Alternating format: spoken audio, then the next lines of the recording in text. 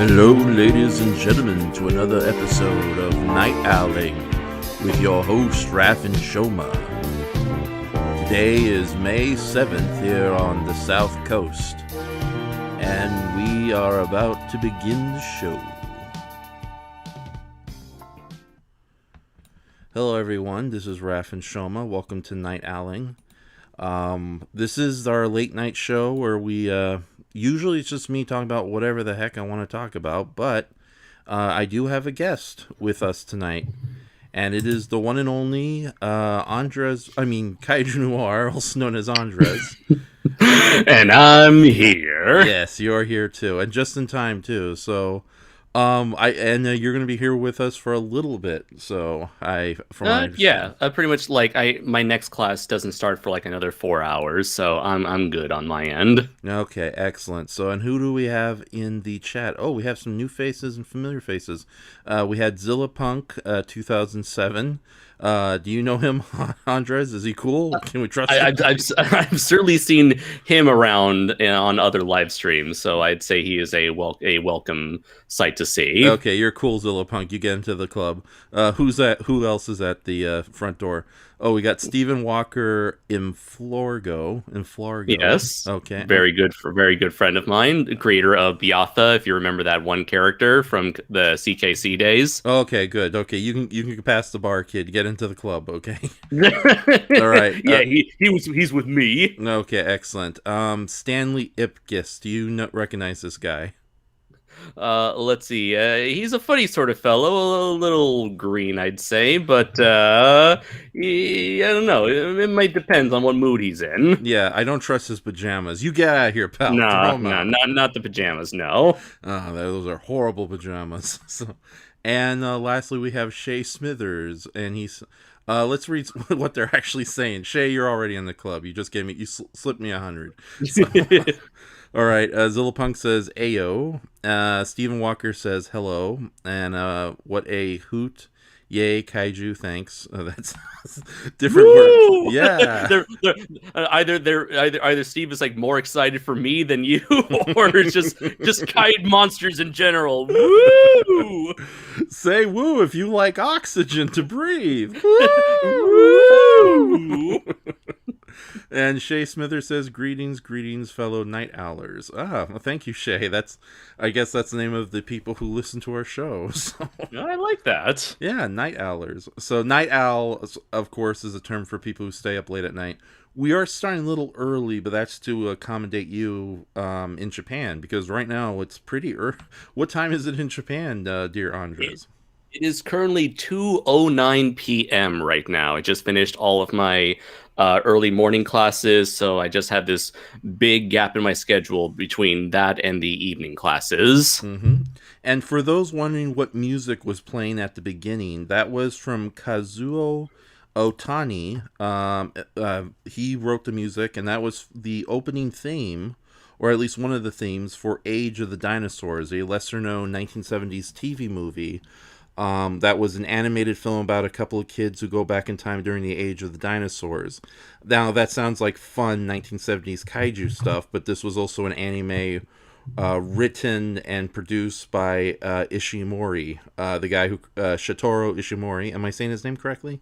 Shotaro Ishimori. Shotaro Ishimori, the guy behind Kamen Rider, and since he had more control over this production than his television shows, it does go to some pretty dark places. You know what happened to Bambi's mama? Well, now imagine that happening like at least 10 times throughout the movie, and with a Tyrannosaur at the other end. So, ooh-wee. Yeah, but I will be playing the full version of that song at the end of tonight's live stream, however late we go tonight.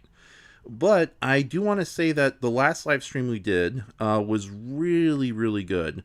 And of course, I had you and Andres. I had Andres. Me and me. Yeah, you and Brayton. Was it that other me that got me stuck in a Canadian airport for 26 hours? Yeah, the evil you. He slipped me 200. He's already in. You really are Dirty McCorruption, are you? Yeah. No, we are two completely separate individuals. He said he did that other Andres gave you a bribe sandwich? Would you Let- like a sandwich but with money and bread? Your impression is getting a lot better. Last time it was just whoop dub dub dub dub.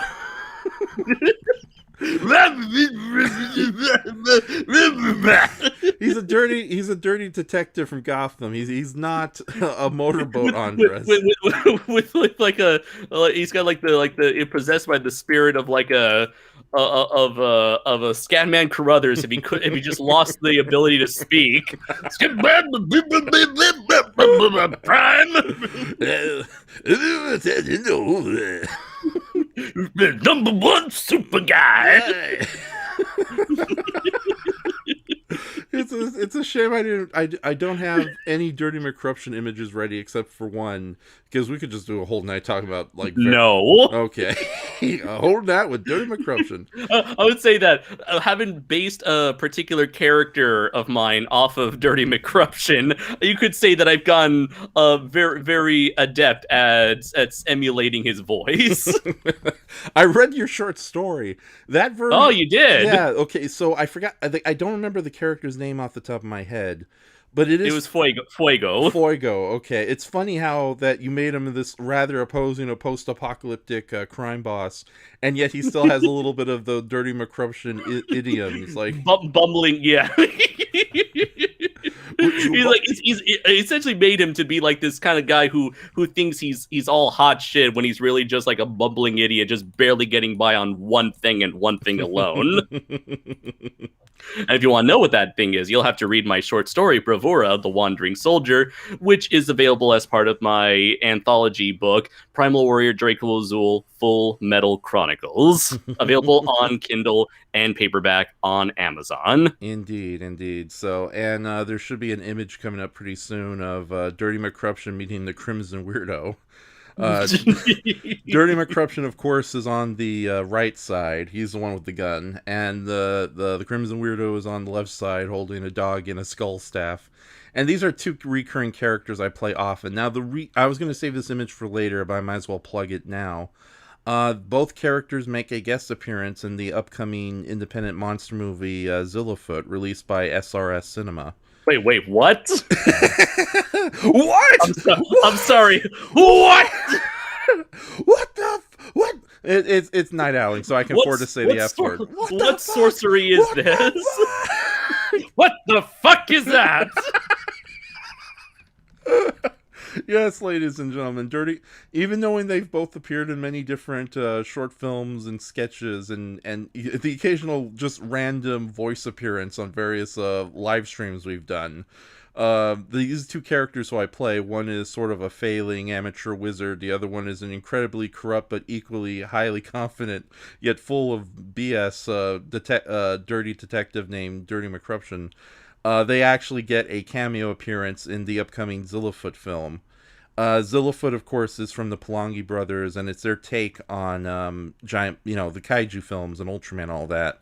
But it was only an hour long, and apparently the Ron Bunk, who runs SRS Cinema, wanted to extend it. So, of course, he did that kind of Channel Awesome G-Fest thing where it's like, hey, guys, give us bits to add. And for some insane reason, they allowed me to do this. I'll say. Yeah, so I also did some other graphic design work for the title sequence, but so far I don't know how that's going to end up being. But just rest assured, the ultimate battle between Dirty McCorruption and the Crimson Weirdo, however short it may be, it will be in the movie. So one will fail. The other will fail. Whoever wins, they'll fail. Either way, I'm pretty sure it'll be a lot significantly more entertaining than Ape versus Monster. I hope so. Say what you will about the kind of low-budget, wacky nonsense SRS Cinema releases. At least it's high-quality recyclables compared to the Asylum's films painted up trash heaps. So. You could tell with SRS Cinema, people tried. Oh my god, that should be their logo. People try. SRS Cinema, we try, folks. A silent film. We don't try, but you're gonna gobble it up anyways. So, gobble it up. That's what I meant to say. All right, so let's read the comments. Wait, at first, let me change this image. This is way too epic to leave on. So, I would do the Dirty McCruption voice, but he's not. I mean, Dirty McCruption isn't here with us tonight. So, yeah, we are two separate people. So it's like Batman. All right, so, oh, damn, I revealed I'm Batman.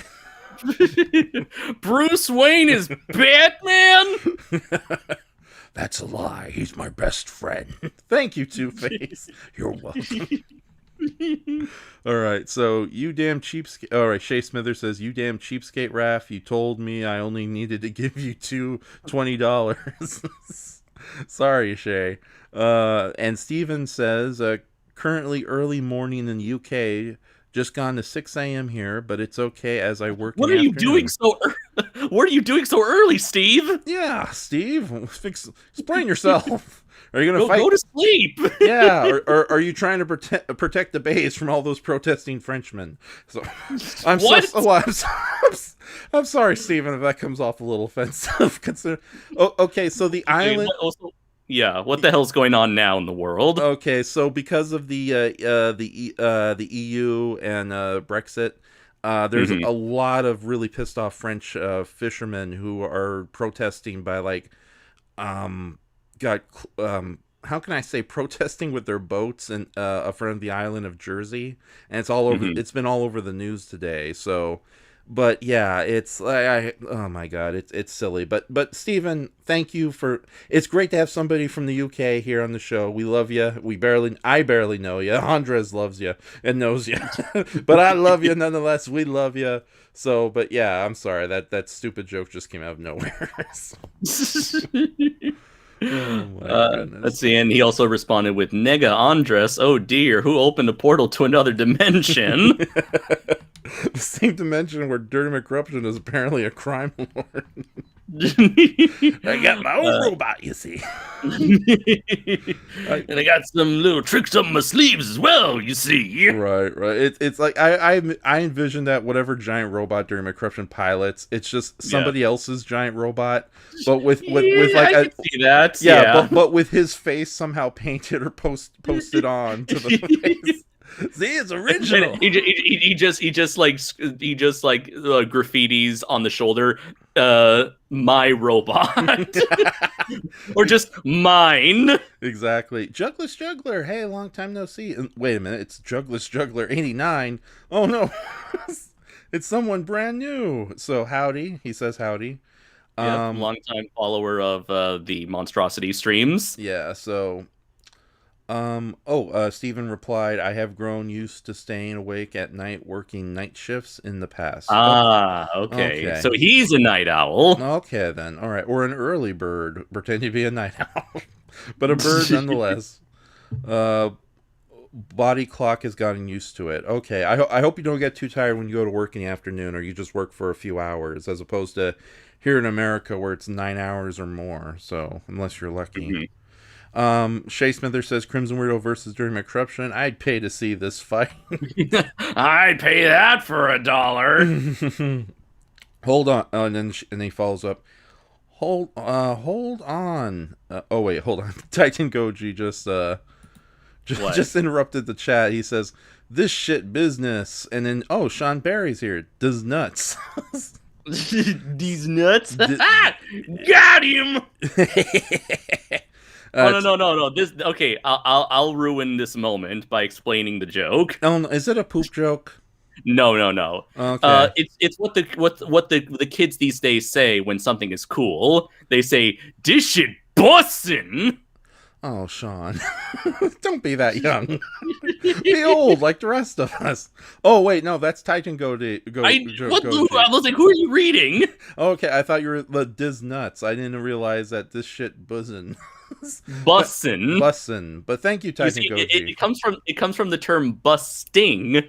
Oh. Like, so if something is busting, it means it is like so amazing. It's so epic. It's just like busting shit left and right, I think.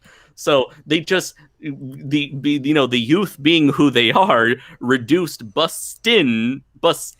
No, our generation reduced busting to bustin, and now the next generation have reduced it even further from bustin to bussin. Right. I'm sorry. You saying bust all the time. I just had to put a picture of Miss Blue on the screen. So. Well, she be busting all right. Unfortunately, that shit busting. Look at the busting. Okay, so enough of Miss Blue. That's probably the only appearance she's going to get throughout the night. So, okay, and then of course Ace Marak, another friend of ours, who I will be bringing you on the show in the near future, buddy. But tonight it's just mostly me and Andres. You're like, no, it's my time to shine. He says pure booty sauce. Booty sauce. Oh, okay. Where's the Miss Blue picture again?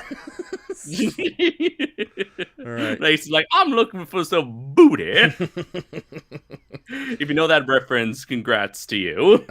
So a Juggler says, nice artwork you got on the screen. Of course you'd say that, Juggler. And thank you so much. I aim to please, pervertedly. I mean, hey, I certainly know people who really appreciate that stuff. I know, yeah. I'm dealing with a couple of them right now. And Steve says, busting? What are we now, Ghostbusters? Nah, that's some old shit. Right, I didn't know. We talking busting. I know. I didn't know that. Oh, wait. Look. We got Laura. Hey! I'm so sorry you walked into this insanity, Laura.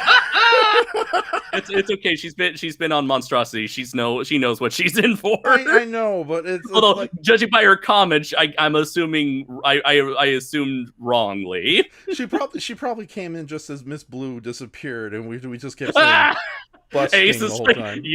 Ace quoting our friend Patrick. You don't want to know. But no, Laura, thank you. Welcome to the show. Hey, God, so many new faces and familiar faces alike. So yeah, I like the Sean Berry coming in with another meme. I like you cut, G. Oh my goodness. So hey, we got 9 people here, 9 folks watching us now. That's like almost like a record, right? Yeah. Well, yeah, because I mean that in the most sincerest way, Ralph. Yeah, usually we just have like 5 or maybe like less than that of friends coming up. But no, it's like, thank you very much, everybody. This is really good. And how's anyone ever done? Can you read, Ralph? No. I never learned to read. I was born in a pit. They called me the great mudworm of Exilius. I don't get that reference, Ralph. Me neither. I was living in a pit. I don't get any of her reference. I was living in a van down by the river this entire time. Right. See, people will get that reference. Yeah, but I'm not that clever.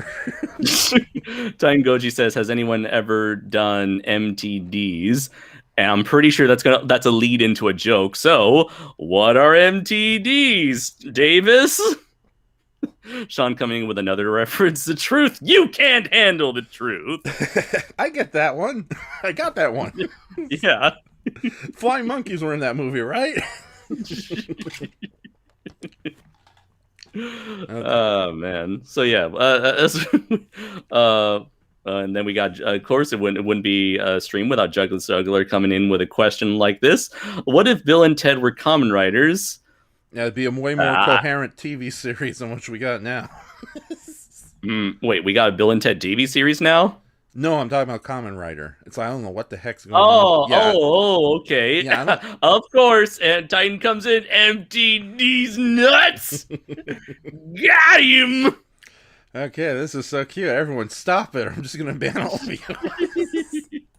This is a sophisticated show. This isn't some stupid show where a guy just shares random artwork of busty women, or there's like evil clones of the same guy. No, this is a classy show altogether. There's no dumb stuff here. So, oh Yeah, god. look at that beautiful title, that classy title screen with the most frightening moon I've seen since Majora's Mask, and a shitty excuse for a wolf. Good old Nippo. So, by the way, this is an alternate version of the usual Night Owling title card done by our friend Brayton, and I decided to go with it tonight just to add a little bit of color and variety. But let me, for many of you in the audience who are brand new to this show, this is what the Night Owling title card usually looks like. I try to keep it minimalistic, simplistic, and classy, but it's also a little on the boring side. Here's an alternative version without the terrifying moon and giant ghost chihuahua in there. So might want to. I'm going to leave that one up for a little bit. And basically here's the Night Owling card without any text whatsoever. So it almost gives a Twilight Zone 1980s vibe to it. So yeah, but there you go. And Night Owling is basically just, it's not as chaotic as Live Stream of Consciousness, which is the other show that might be coming back next month. Where literally I just invite so many idiot friends and Andres to come in and just do silly nonsense, me included. Like, I remember one of the earliest episodes of Live Streaming Consciousness. It was literally 5 hours of me wiggling a banana in front of a camera. And y'all loved it. That just sums it. That just summed up the last those 5 hours. But tonight we do have a bit of a theme, and we'll try to keep on top of your comments throughout the night, although it seems it's suddenly gone into just, I don't know what the heck's going on in the comments right now. Titan Goji says, I like those backdrops. Thank you very much, Titan. That means a lot.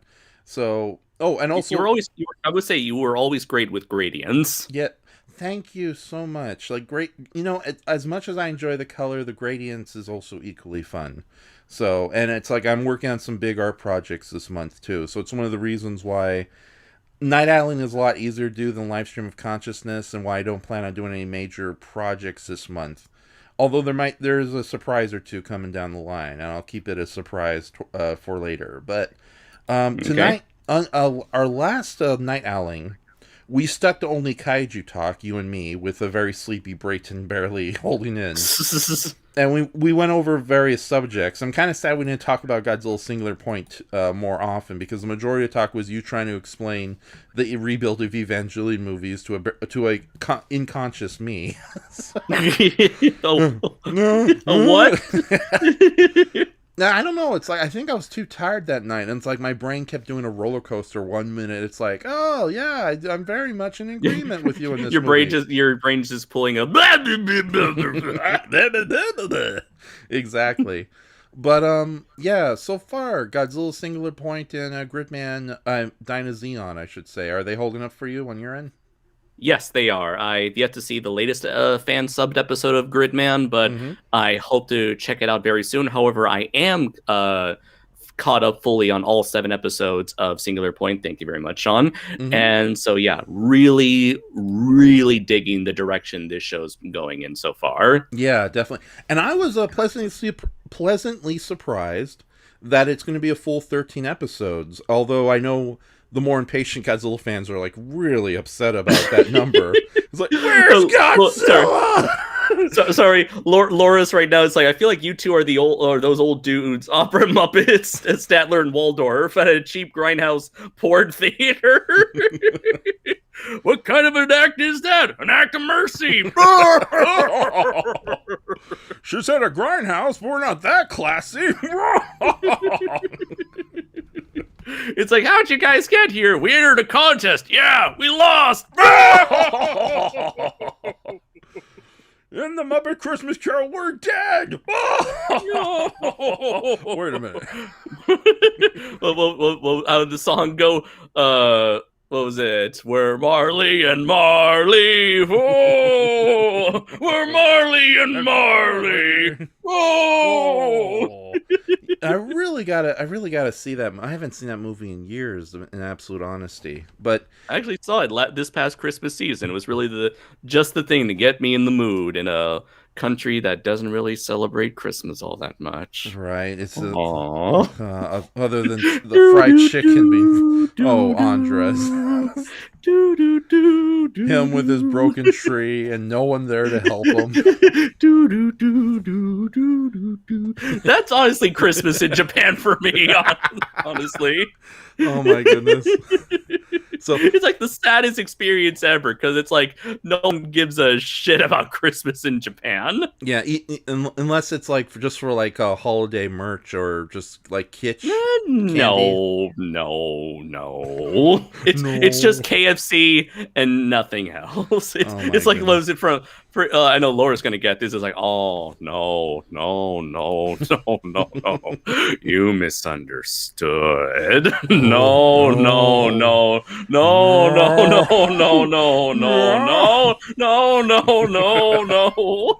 Okay, Rich Evans, we get it.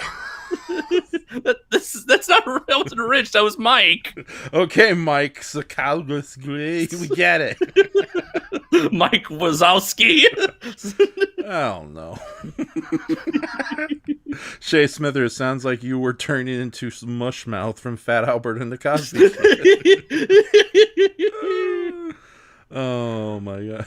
And Titan Gojo. Oh god. Yeah. Titan retracted. Right. Oh yeah. He saw it. They saw it. Take it away. It's the internet police. Yeah.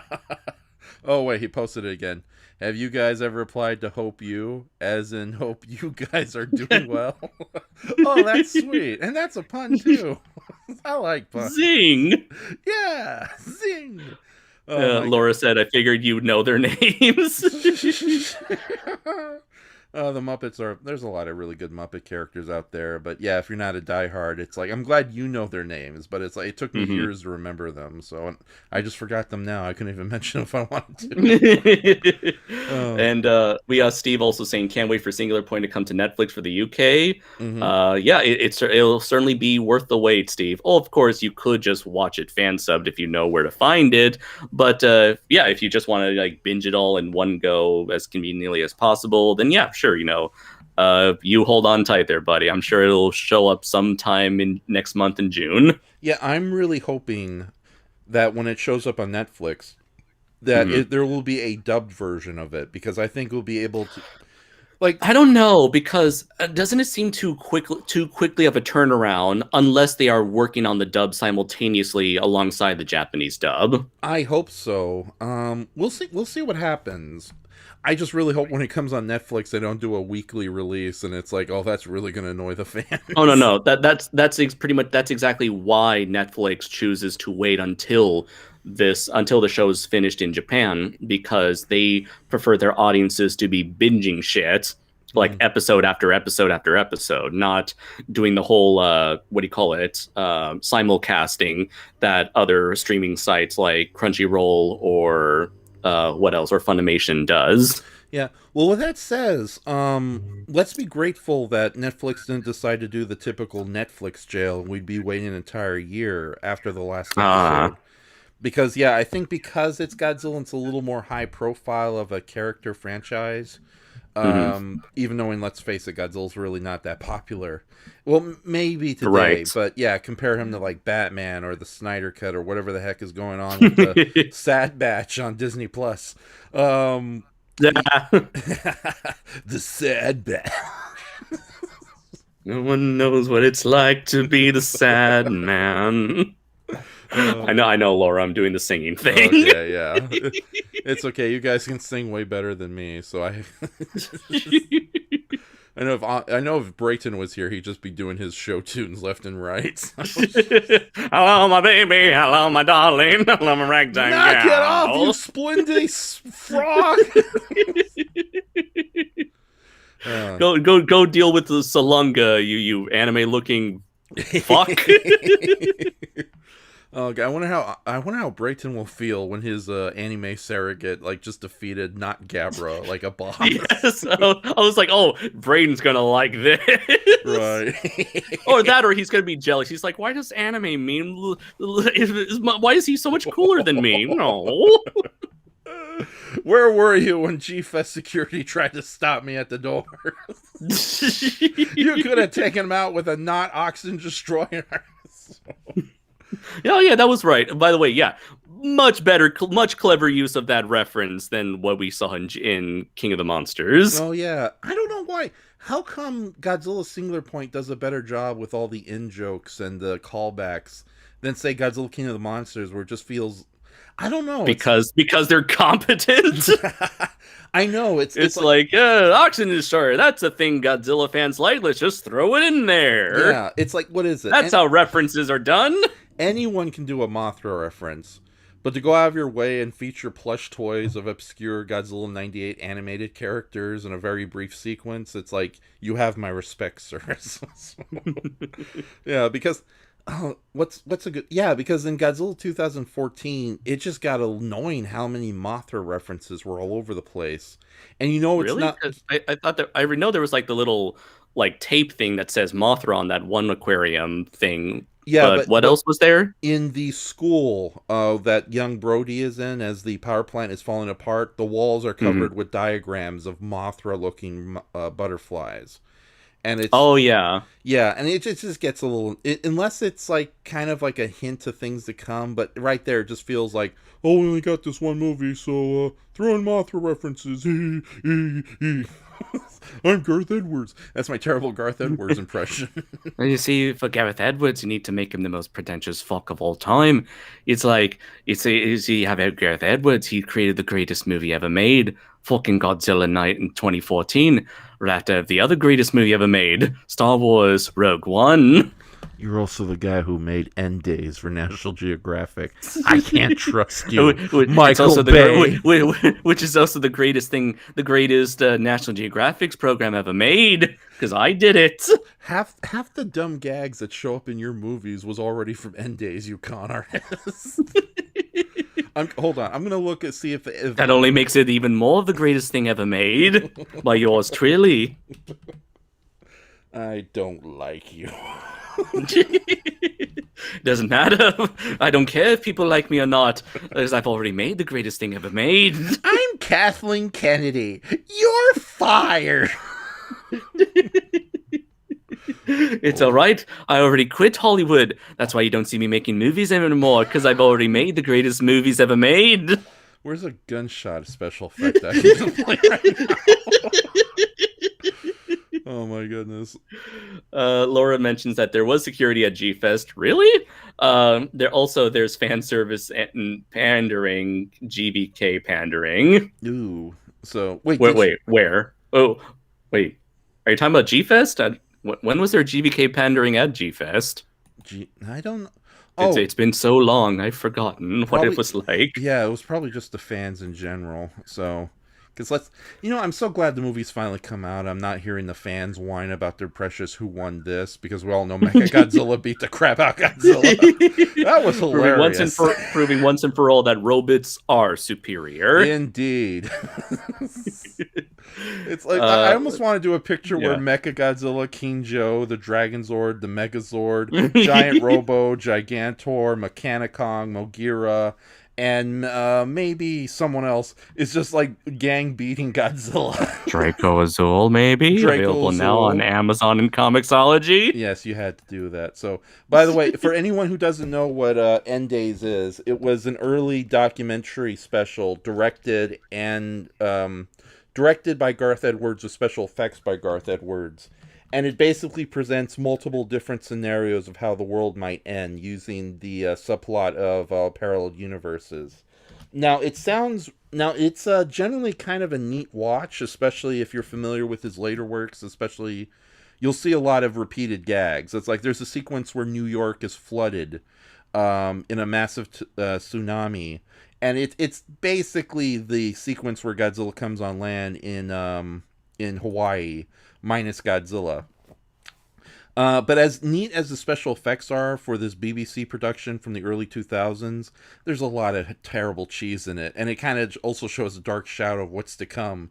Because you have human character, poorly acting extras and actors who are not really reacting to the special effects very well.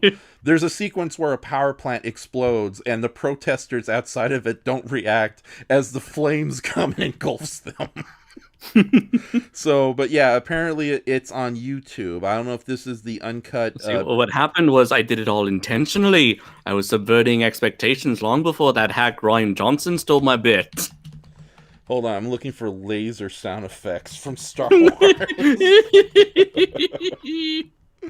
Okay, hold on. Laser sound effects. And Laura mentioned that I was asking about security. Oh, okay. I didn't know it's because of the lack of a question mark. Okay, there was security at G-Fest? Right. Yeah, no, just like the typical hotel security guard, but also just the majority of the G-Fest workers, that's all. So yeah. Otherwise, there wouldn't have been any underage drinking going on the last night of G-Fest. I find it funny how they are extreme Nazis when it comes to badges and all that. But if the kids are like running as well as maintaining a family friendly environment, yeah, and at the same time they allow underage drinking, drug use, and all sorts of other horrible things to go on. Not to mention murder. No. Okay, that first off, that was an accident, which sounds horrible out of context. Oh yeah. Second, that happened after G-Fest. Right. I still blame G-Fest. For those who don't know what we're talking about. For those who don't know what we're talking about, there was at one point, like months after G-Fest happened, this was like 2016 or 2017, I think, where a drunk woman was stumbling down in the basement floor, ended up walking and locking herself into a freezer, where she unfortunately lost her life. Yeah, poor thing. Do we know her name or no? No. Okay. No, we don't. Okay. I mean, honestly, out of respect for her, it's like we probably shouldn't, even if we did. Yeah. Now I feel bad. Just cancel me. Laura mentioned I just imagined G-Fest security as just an inhaler and walkie-talkies as main weapons. All right, guys, you have to get out of here. Yeah, you get out of here. Or we'll beat you up with our tiny hands and feet. G-Fest, yeah. Steve says, I vaguely remember watching End Days, one scenario involving a collider accident creating a strangelet.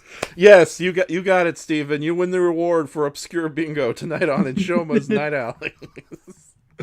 So and hey, we got Kerwell here. He's a friend of mine. Okay, chicken salad. So he's cool. So he's cool. He can get into the club. So. Okay, that's Stanley Ipkiss, though. I don't trust him. Nah, and his ugly pajamas. Yeah, and his little dog too.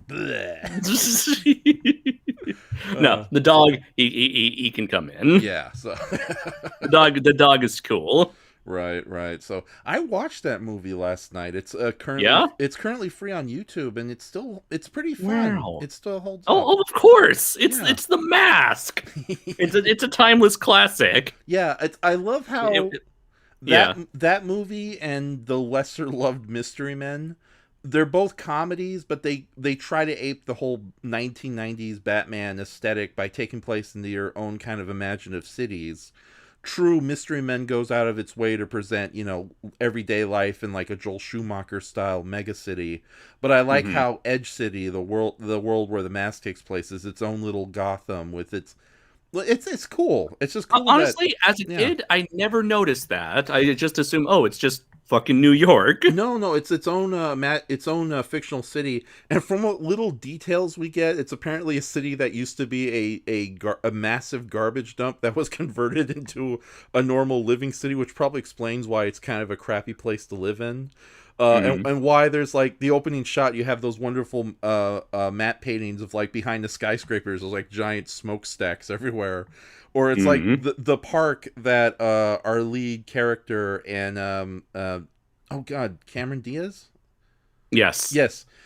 when they meet at the park, it's like they comment about it's amazing how this park used to be a landfill. Yeah, it's like the emissions really give a nice color to the sunset. So It yeah, also, you know what? I didn't notice this at first, but it wasn't until I got older that I realized, you know what? For a guy who's like bending the laws of nature with his cartoony antics, no one is questioning how he's able to do any of this shit. yeah. I think that's one. Like for me personally, I think that's one of the few weaknesses of the mask. Is like it goes with that straight man execution. You I see, mean, it's essentially like a live action cartoon where you have, you got your Bugs Bunny character pulling all the pranks, and meanwhile you just have characters just mostly disgruntled at all the impossible things the main character does. well, that's what I was going to mention. Like, if you've seen a lot of like screwball comedies or slapstick comedies, especially from like the late '80s and throughout the '90s, you have like a small group of the lead characters who are just utterly insane weirdos, and everyone is like stone-faced straight men. A perfect example is like some of the Jim Carrey movies. You have Ace Ventura, Pet Detective, where he's basically a humanoid alien bird in man form, and everyone reacts to him with like little to no reaction whatsoever. And the mask is the same thing too, because in real life, if he was doing all that weird stuff, all those police officers would run in terror or just shoot randomly without any. But no, and even though there is some good humor mined from it, like the main police detective who's out to get him just doesn't care whatsoever. No. Yeah, it's like, I don't care about you, Stanley. I'm gonna get you regardless. Like freeze, like what are you doing? You told me to freeze. All right, unfreeze. Yeah, yeah, that's good comedy. But when it's every character in this world who doesn't really react to all this insanity, especially the main villains, it does get a little jarring, or at least not jarring. What's a good terminology? It takes you out of the believability of the situation. The believability of the mask. Yeah, the verisimilitude, if you will. But it's like it's not as bad as, say, oh god, what's an even worse example? Like I don't know, modern comedy where it's like they're so desperate not to pay extras any money anymore that the extras are just these lifeless non-player characters walking around the background, regardless if there's like superheroes and villains fighting in the streets and things are exploding left and right. It's like WandaVision, for example.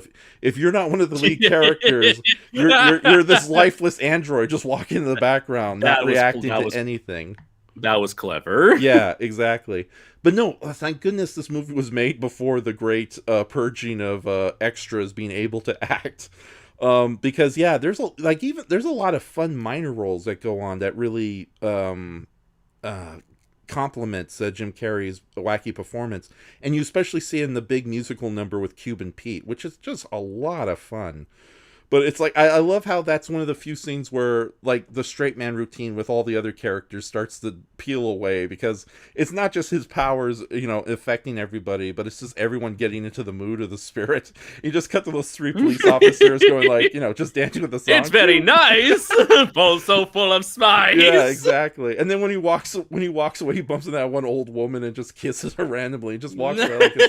And Jim Carrey's really good in it, too. Of course, this is peak Jim Carrey here. I know. The 90s was the decade of Carrey. I know, but the great thing about this role as Stanley Ipkiss / The Mask was that we get to see Jim Carrey play a likable, down-to-earth loser who you do have a lot of empathy for, as well as this insane, semi-nefarious, I was almost going to call him semi-villainous, but a nefarious but fun-loving psycho wackaloon demon thing.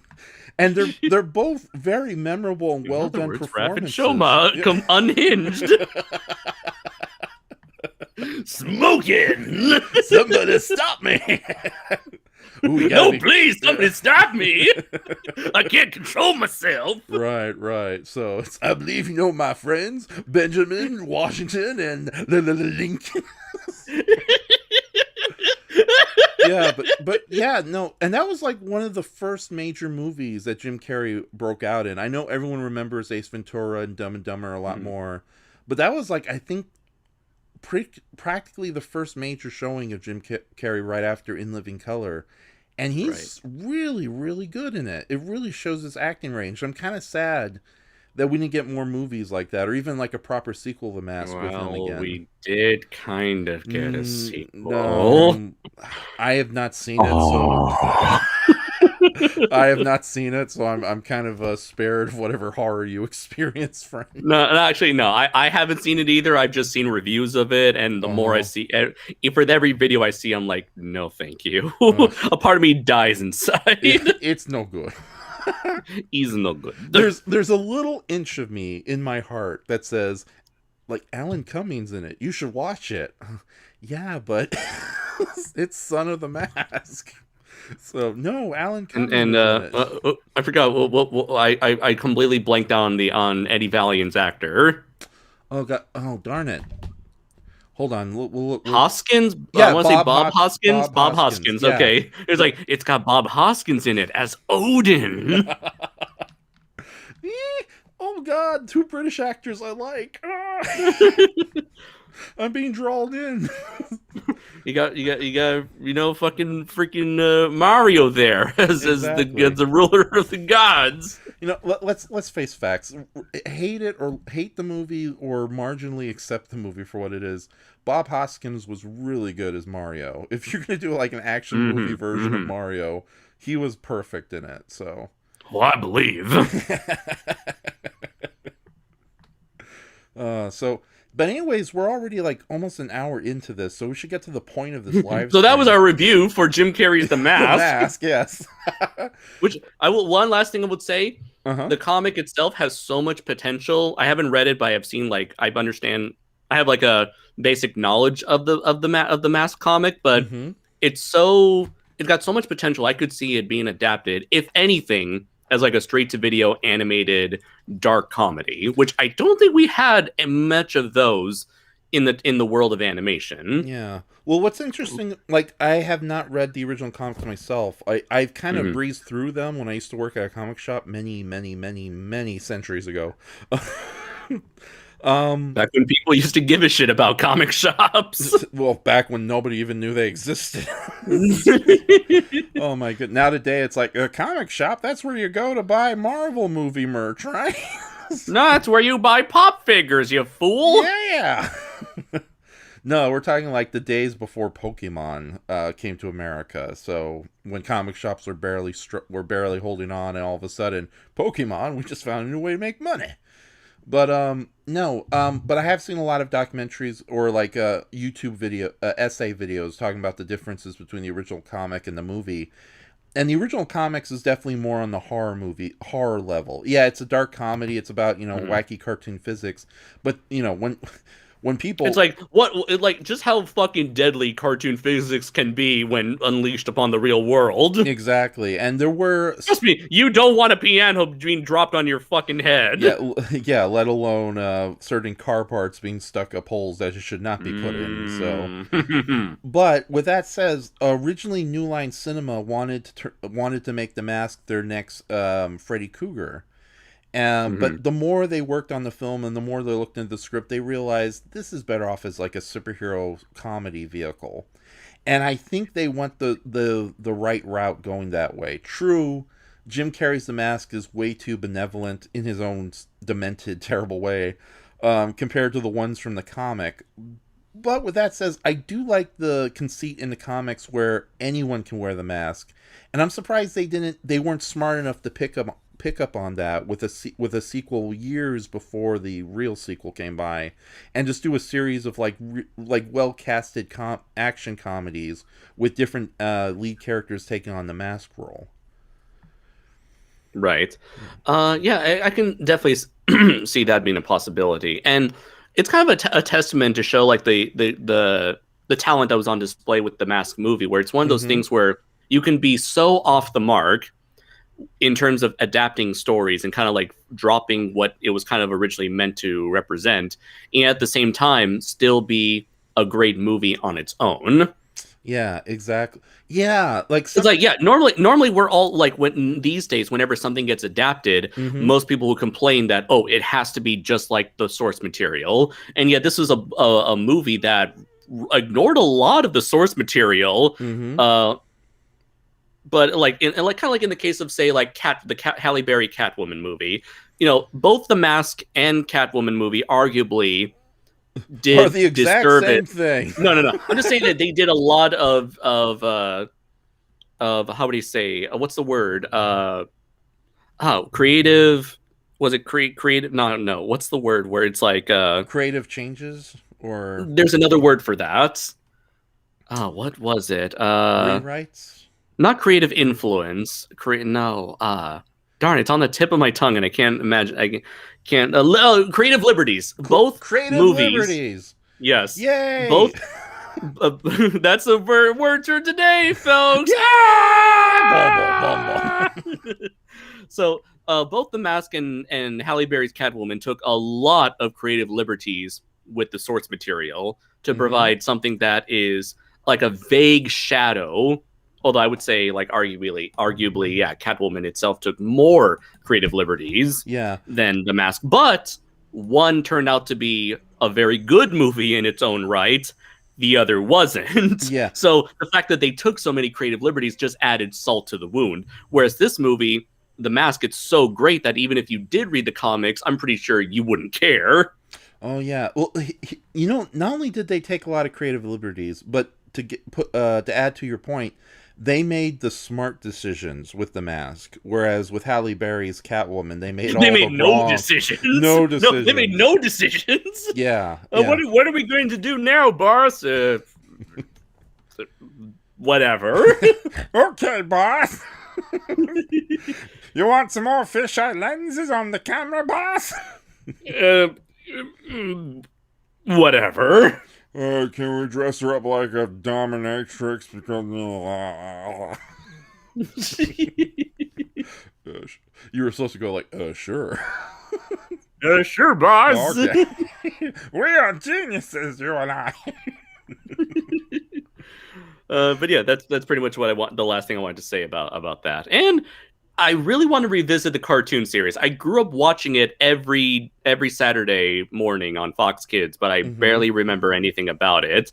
So I do want to revisit it one of these days. I think it had like what's his name, Ron Paul from Animaniacs to do the voice. Yeah. So Steve just mentioned it right now. Not to mention the animated series of The Mask featuring Rob Paulsen as the Mask. Yeah, Rob Paulsen also did the voice of the animated Ace Ventura, which means there was a crossover episode where Ron Paulsen was just talking to himself. Rob Paulsen, I got it wrong. Paulsen, okay. So, but no, Ron Perlman. Wait a minute. I'm smoking. Yeah. I'm the Mask. I mean, honestly, you just recreated his entire delivery with that last Machinima Transformers series when he was Optimus Primal. Oh my goodness. Ron Perlman, how you got to be like a really shitty voice director to get Rob Paulsen to provide the most lifeless performance of his career to freaking Optimus Primal. Wow.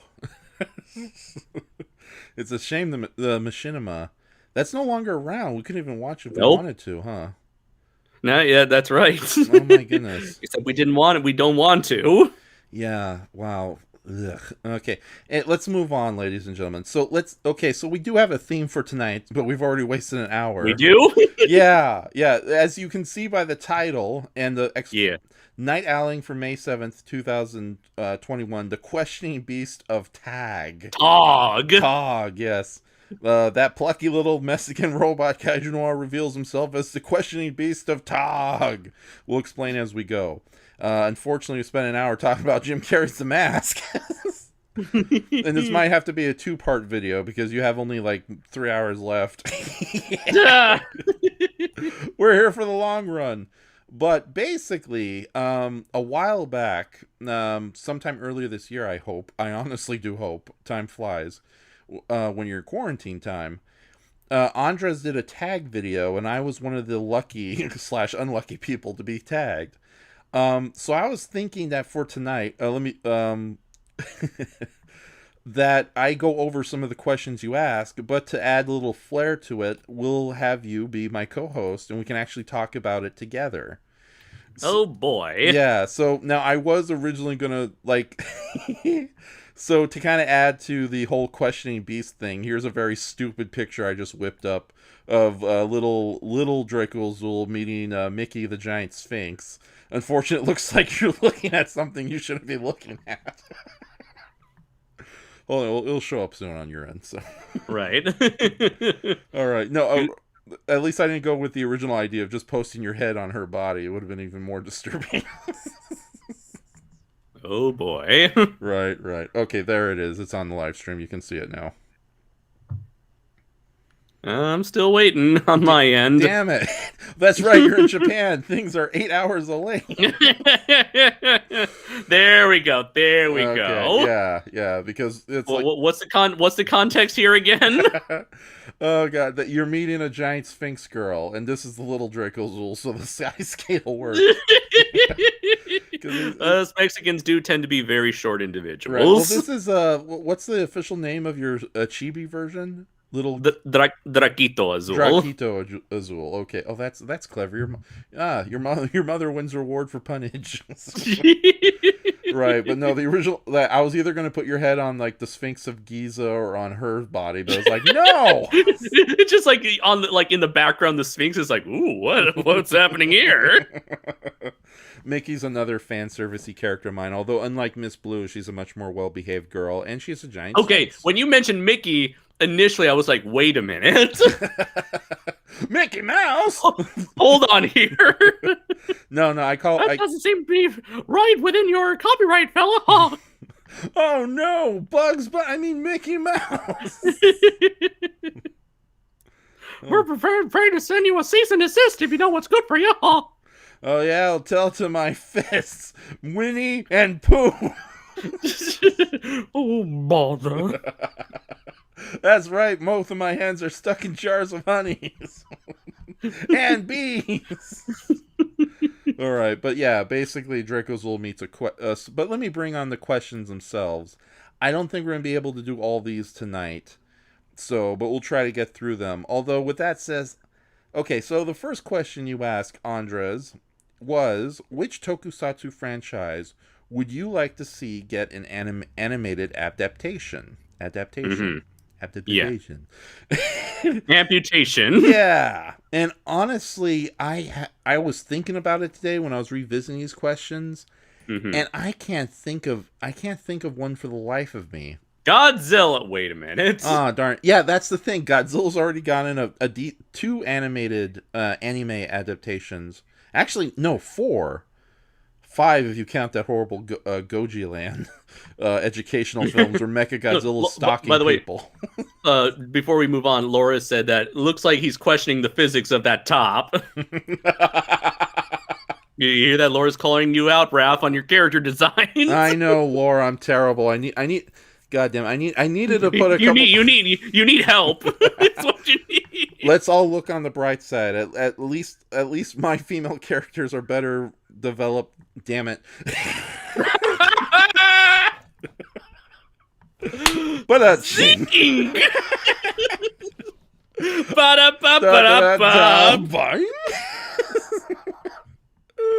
I don't have the comedy drum, but I do have the Star Wars laser things. There we go. I just been shot down. Okay. No, you just need the Wilhelm scream. Ah! Okay. No. Let's oh god. Mm-hmm. It's funny you should bring that up, Laura, because I can totally see why you're pissed off at Goji Bon for that particular character, because that's a terrible looking design and it's disturbing. It's so and plus you did the character first, so more power to you. So at least you But yeah, we won't talk about her in a little bit, and it's like, thank God I need Queen Caesar is best Caesar. Yes, exactly. It's like, yeah, compared to like the creepy little puppet they got going on. That's just weird. Like, yeah, it's great you found an alternative love interest for Godzilla outside the lazy choice of Mothra, but still, that's terrifying. Oh my god! It's unnatural. It's not right. There are things in nature better left unsolved. I forgot, where was that from? The trailer for Beast of 20,000 Fathoms. Oh, right, yeah. I'm Yeah. telling you, it could happen. It could happen. It could happen. Yes, it could happen. For in the Antarctic, a beast laid asleep. The beast! Anyway. The beast!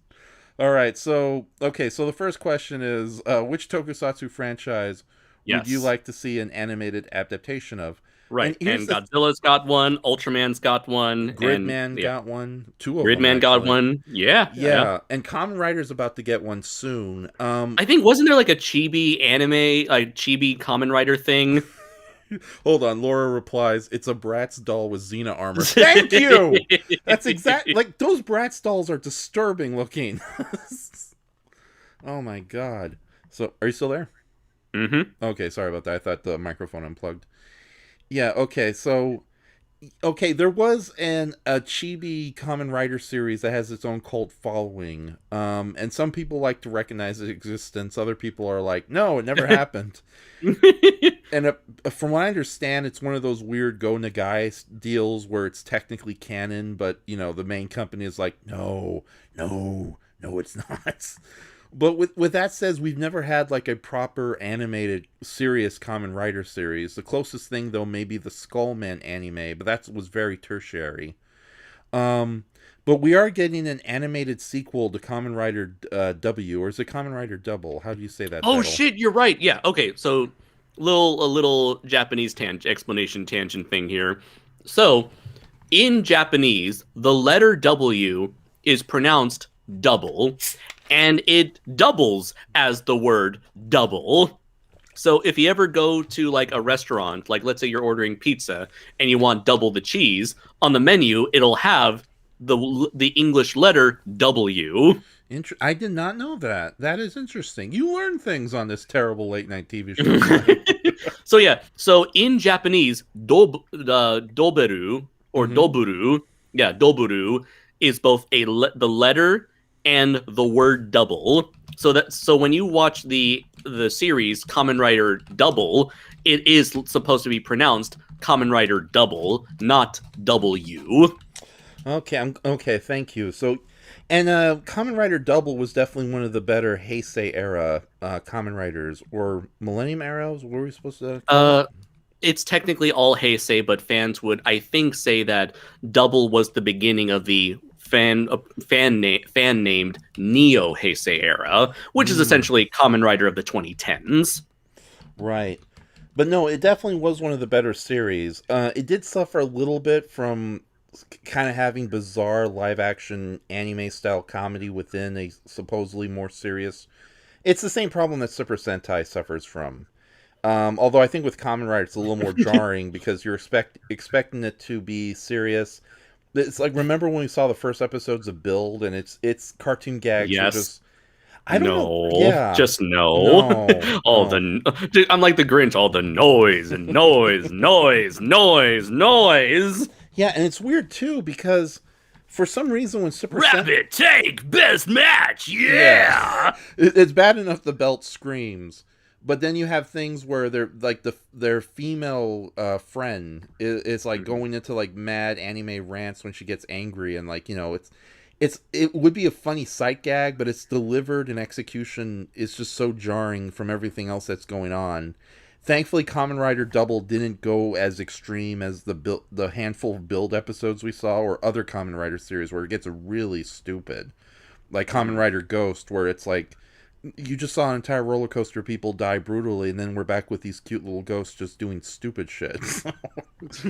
um, but yeah, that's the one thing I really can't wrap my head around Kamen Rider as a franchise. Sometimes the season will do it well, but other times it's like, what is it? I think I said it best on one of the Monstrosity live streams. Like, trying to see an anime version of Kamen Rider of modern day Kamen Rider would be the equivalent of somebody making an animated version of the live action Smurf movies.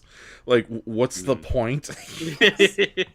I guess it just looks natural in animation, because for me, anytime I see people try to act cartoony in live action in Japanese media, it always comes off as super awkward to me. Yeah, and not only that, but I think it's also maybe the Kamen Rider doesn't have as many smart people or as good production values as say Super Sentai and Ultraman does. So when Ultraman Super Sentai does the comedy sight gag stuff, it feels not natural but better executed. Like God, not as badly executed, I should say. Whereas in Kamen Rider, it just comes to you like to quote Kevin Murphy of Mystery Science Theater, it's like being hit in the face with a clown. Yeah, but as you mentioned before, Kamen Rider Double is getting somewhat of an animated adaptation of the manga follow-up to the Mm-hmm. original series, which is called, I think, called Futo Detectives. Yeah, Uh, so I think that Futo was the name of their city, right? I don't yeah, I remember. believe it was. Yeah, so it's essentially like a detective story featuring the dual protagonists from Double, just from what I understand, going about solving mysteries. Exactly. Do Well, they turn into? Do they still turn into Kamen Rider or not? who? The protagonist in the manga. I believe they do. Like, I think they either re-inherited their powers, but then again, I haven't seen that much of a double to confirm a lot of the stuff. I just know that it's definitely one of the stronger entries in the franchise. I can see why it was Okay, so beloved that not only did it get an official manga continuation, continuation. but now we're getting an anime version of that manga continuation. And quite frankly, Right. I'm looking forward to it. As long as the animation is good, like I'm not a big fan of a lot of modern day Kamen Rider monster designs, but I do have to admit Hmm. I do like the oh crap, what do they call them? Darn it. Not the greeds, that's fucking Kamen Rider. Oh. Hold on. Where's TJ Omega when you need him? Yeah, where are you, TJ Omega? Are you doing digital acting for Godzilla? What? TJ Storm. That's what that joke was. Oh, Yeah. But now I'm getting tired. This is non-alcoholic drunk rap you're hearing right now, ladies and gentlemen. yeah. Oh. Alcoholic drunk rap would just be more.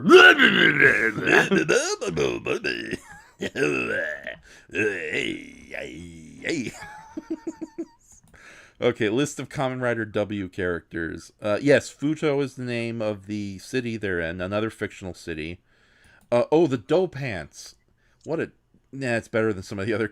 I was gonna say what a horrible name for the monster villain group, but at the same time, it's better than some of the other names we get in Kamen Rider shows. Like, who names their homunculus created monster creations from medieval times the Yummies? It's like, what the hell? Who named them? Justin Bieber? Yeah, Yummy. That was my Uh, terrible impression of Justin Bieber. let's see. So yeah, apparently the anime will be released in summer 2022. Funimation is licensing, has already licensed the series, but no word yet on who is animating it. Okay, all right. So we're still fairly early into it, huh? So yeah, we're a year away from that shit. Yeah. Well, okay. As far as before we get to your answer for this, I wouldn't mind to see a more traditional anime Ultraman. Like I did like Mhm. the Netflix CGI Ultraman, Mhm. but it would be nice to see like a more intelligent, more spectacular, big budget fantasy version of what they were trying to do with Ultraman in some of the older animated versions, like Ultraman: The Adventure Begins and Ultraman Jonas. Yeah. Yeah, it's like I'd love to like they did a short cartoon based on the original Yes. Ultraman Milos based on the original Ultraman Milos manga, and I'd love to see a mini series like Ultraman on that epic level. Yeah, yeah, So, definitely. From what I saw that short, and yeah, I absolutely loved it and would like something like that. exactly. So, alternatively, since they're doing a anime manga continuation of Kamen Rider W, I would like to see them do continuations, if not remakes, of like other lesser known tokusatsu franchises. Like I'd like to know, like I'd love to see a revisiting of Metal Dur. Although I'm probably one of the few Metal Dur fans out there. For those of you who don't know, that's the original Ryan Steele side of the footage from VR Troopers. Or it's like Robot Detective K. I would like to see a remake of that, but at the same time, Or if you're if you want to go for a deeper pool, that is not Tommy Oliver's character from Cybertron. you just had to take it obscure, didn't you, weirdo? You and your weird, obscure facts, never on my channel. Then where's that 16-minute video I made of Madame Woe? Oh my goodness. Oh, Laura says, talking about that terrible Caesar girl on that Gojuban show, it's the eyes. They're large windows to the doll demon soul. Oh my goodness. So yeah, but other than that, I can't really think of. Oh, wait a minute. I wouldn't mind seeing like them try to redo the Eisenborg Attack of the Super Monster style method, where it's anime characters against kaiju. And I I know that like with today's technology, that'd be much easier to do than back then. And you kind of saw it with the Return of Eisenborg television special, which originally was supposed to be a pilot for a full series, but apparently nobody in Saudi Arabia wanted to pick it up. In Japan, despite having fond feelings for Eisenborg, I don't think they want to see a full Eisenborg series. But that sucks, because I would love to see a cybernetic Bryan Cranston. I am the danger. Yeah. I am the one who knocks. Yeah, I get what you did there. Okay. That's a reference to an old animation I saw one time on YouTube. But yeah, there's a lot of obscure tokusatsu series I'd like to see either remade in animation or with a continuation animation. But at the same time, how great is it that we're in an age where when they do an anime version of a tokusatsu property, it's kind of true to that original property, like Godzilla Singular Point, the SS Gridman, Dinosaur. Even I argue that the Ultraman anime does it as well. Yeah, I was about to mention Ultraman anime too. It's like you look at these anime shows and it's like, yeah, that's an anime version of these live action shows, as opposed to like Supernatural the anime or Bem 1 the anime, where it's so far removed from the even just the basic concept. You're like, what the hell is this? It's like, what have they done? So I know there's been it's my boy. Yeah, exactly. It's like you can tell the animators have no goddamn interest whatsoever in the original product that they remove. Like a good example is the anime based on Ambassador manga from the 80s. Ambassador Magma. I said manga. Manga. So you can't tell, but I'm doing the Brian face. Yeah. Is that a stroke of joy I see there, my friend, my good Brian? Anyways, yeah. Laura, I'm far too drunk to. No. I gotta read this in the best voice possible. Okay. I'm too far drunk to truly put into words the depth of disdain I have for Go. Rosebud. Laura, we gotta have you on an episode of Live Stream of Consciousness just to get into it, because there's things I like about Goji Bond, but there's other times where it's like, oh yeah, it's I wouldn't be surprised if they discovered the producers of Goji Bond have bodies in their closets. There's some disturbing underlying bullshit going on around here.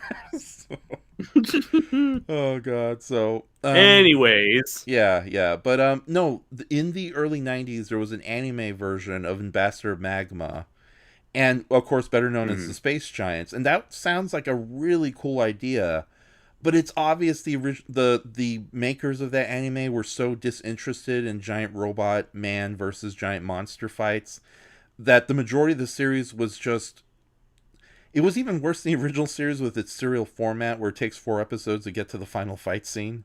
Here, it really feels like they just wanted to do an investigation horror anime, but they got stuck with this giant golden robot man who shows up maybe twice in the whole series. So, yeah, now today it's like, that's a Gridman anime. Awesome. So, but with that says, Jugless, hold on, Steven brought up a really good point. I can't believe I didn't said this in my answer. My question is, where's the Gamera anime? I agree. I really do think Gamera would be great in an anime form. Granted, though, it's going to have to be something very different from Singular Point. But at the same time, it's hard for me to wrap my head around a Kill la Kill Trigger version of Gamera, as awesome as that would be. Like, there's just just picture it as it's a story of a girl and her turtle. A turtle who can kick ass. Like, there's that wonderful piece of fan art around where Gamera's holding Giron like a sword. Yes, That's how it doing the brave pose. Yeah, exactly. That's how I imagine a Gamera anime would be like. So, the quote a clever person on Facebook when I shared that image, it's like, I'm gonna use a motherfucker to beat up other motherfucker. Another motherfucker. But that's my answer about the what tokusatsu franchise should get an anime adaptation or animated adaptation. But what's your thoughts on that question, Andres? Easily, I would go with Super Sentai, just because I'm just honestly Ooh. shocked that. Well, this extends to Power Rangers as well. I am shocked that no one has done an animated adaptation of either franchise in general. I know there was the Power Rangers origin pitch trailer that was rejected. I think it was made around like 2011, 2012, right around the time when Saban just purchased the rights back from Disney to Power Rangers. And so it was at this point where they were just doing Power Rangers Samurai and just essentially trying to recreate the magic that made Mighty Morphin a thing so popular in the first place, which in the long run turned out to be a disastrous idea. Yeah. But so like there was no way they were ever going to do an animated version of Power Rangers at that time. That's yeah, go ahead. No, I was going to say that pilot for Origins, which is kind of hard to come by through official channels, literally and figuratively. The thing is, it was never officially shown online. Okay, so yeah, it was kind of snuck out there and made, but it was kind of fun for what it is. But at the same time, yeah, it's kind of sad to see, everyone constantly trying to get that Mighty Morphin dollar.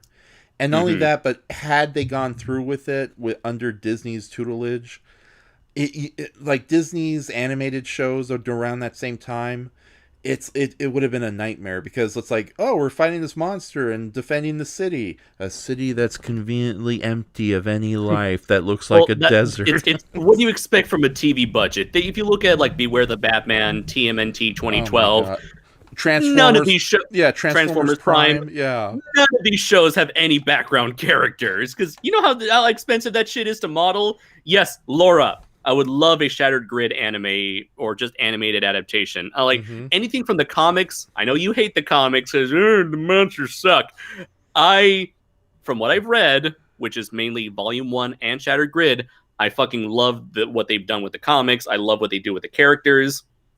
So yeah, I would love to have like the comics, what was done with the comics, be adapted, or heck, they already adapted Batman versus Ninja Turtles.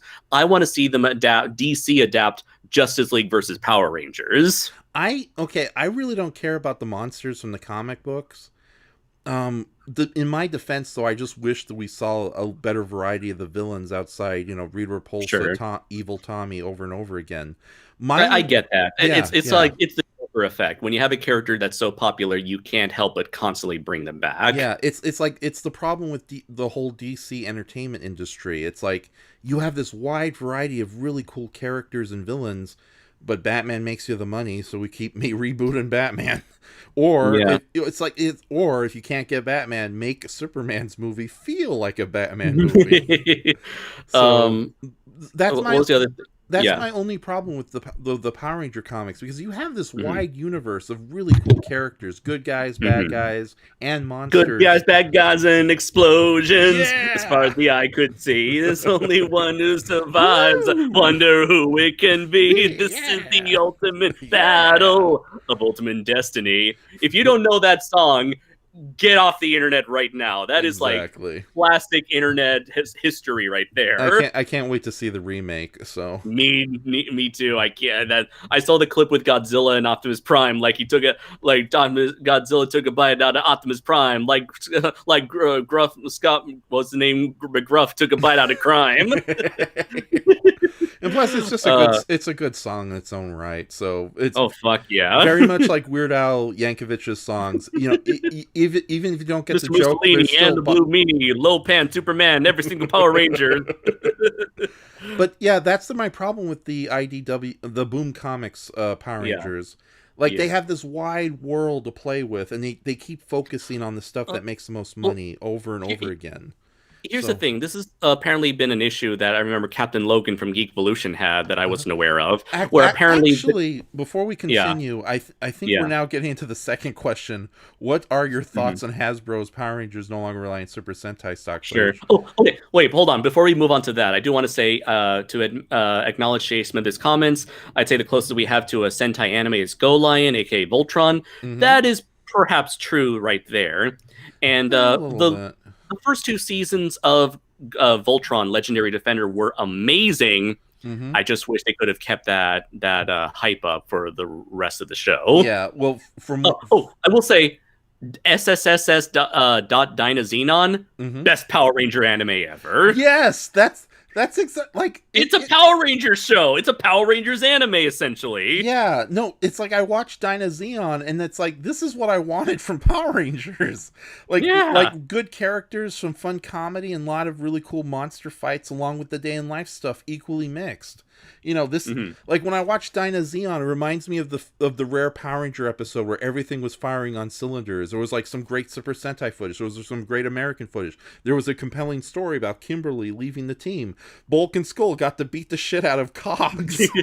It's Oh, like here's the thing. It's like it's so funny because like I hate modern tokusatsu for having such over the top characters, and yet you mm-hmm. have anime characters who are more down to earth than the actual live action characters. I know, and The live action characters are trying to be more cartoony than the SSS characters. exactly. SSS characters. Yeah, but no, a proper animated Power Rangers.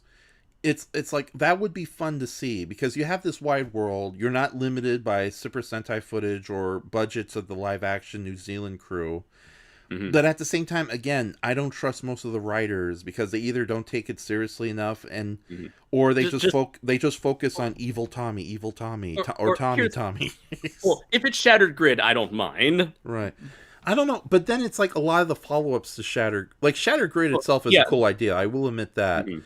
But it does suck that a lot of the follow-up comics feel like desperate attempts to try to get that Shattered Grid Right. dollar. Like That is true, what they yeah. did to the Psycho Rangers, that was a giant disappointment. That was like god damn it. They were so cool as just like these artificially created super monster Power Rangers, and then you had to like the green Psycho Ranger is a great character, but then what you did to the others, that was just as lame as in like the Borg, who were once these great terrifying soulless invaders in Star Trek.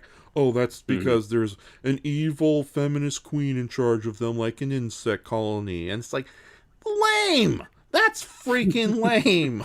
So, it's Uh, yeah, go oh ahead. my god, but yeah, it's like an animated version of Super Sentai or Power Rangers. You could do a lot and revisit these characters without worrying about having to like pay lip service to the networks or to the Sentai footage or to Bandai's toyetic reasons. But Mhm. I don't know. That kind of brings us to our next question. But go on Yeah. and finish Oh, what your thoughts. the last thing is like Captain Logan from Geek Evolution brought up a very interesting issue he had with the comics, Mm-hmm. in that it tries for some bizarre reason to still stay in continuity with the TV show, despite the fact that the writers desperately also want to do their own thing with the characters and story and lore. Yeah, So yeah. like anytime they do something that's very different, there's always something that has to shove them right back into the status quo to fit within the TV continuity. It's the paradox of prequels, is what I like to call it, because it's every time you do a story that's either a sequel or a prequel, and you know what's coming in the future,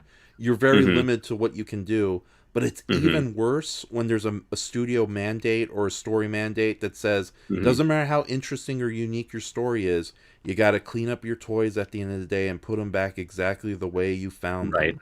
Like Right, what right. like So, like, like I guess, like, apparently at the end of Shattered Grid, everyone just gets amnesia, and so they never remembered this yeah. crossover from happening. Exactly. It's not as bad as say the X-Men movies where they introduce new characters, but we got to kill off everybody and Logan loses his memory at the end. We have to set up everything the way it is. Like X-Men First Class, I was enjoying the hell out of that movie until we got to the third act when all of a sudden it's like, oh yeah, we have to have Magneto become evil now and have that shift, but we got to make Xavier a handicap because we got to make it just like the movie. It's like, can't it's they're teenagers. Can't you have like a bunch of adventures between now and then instead of setting up everything the way it is?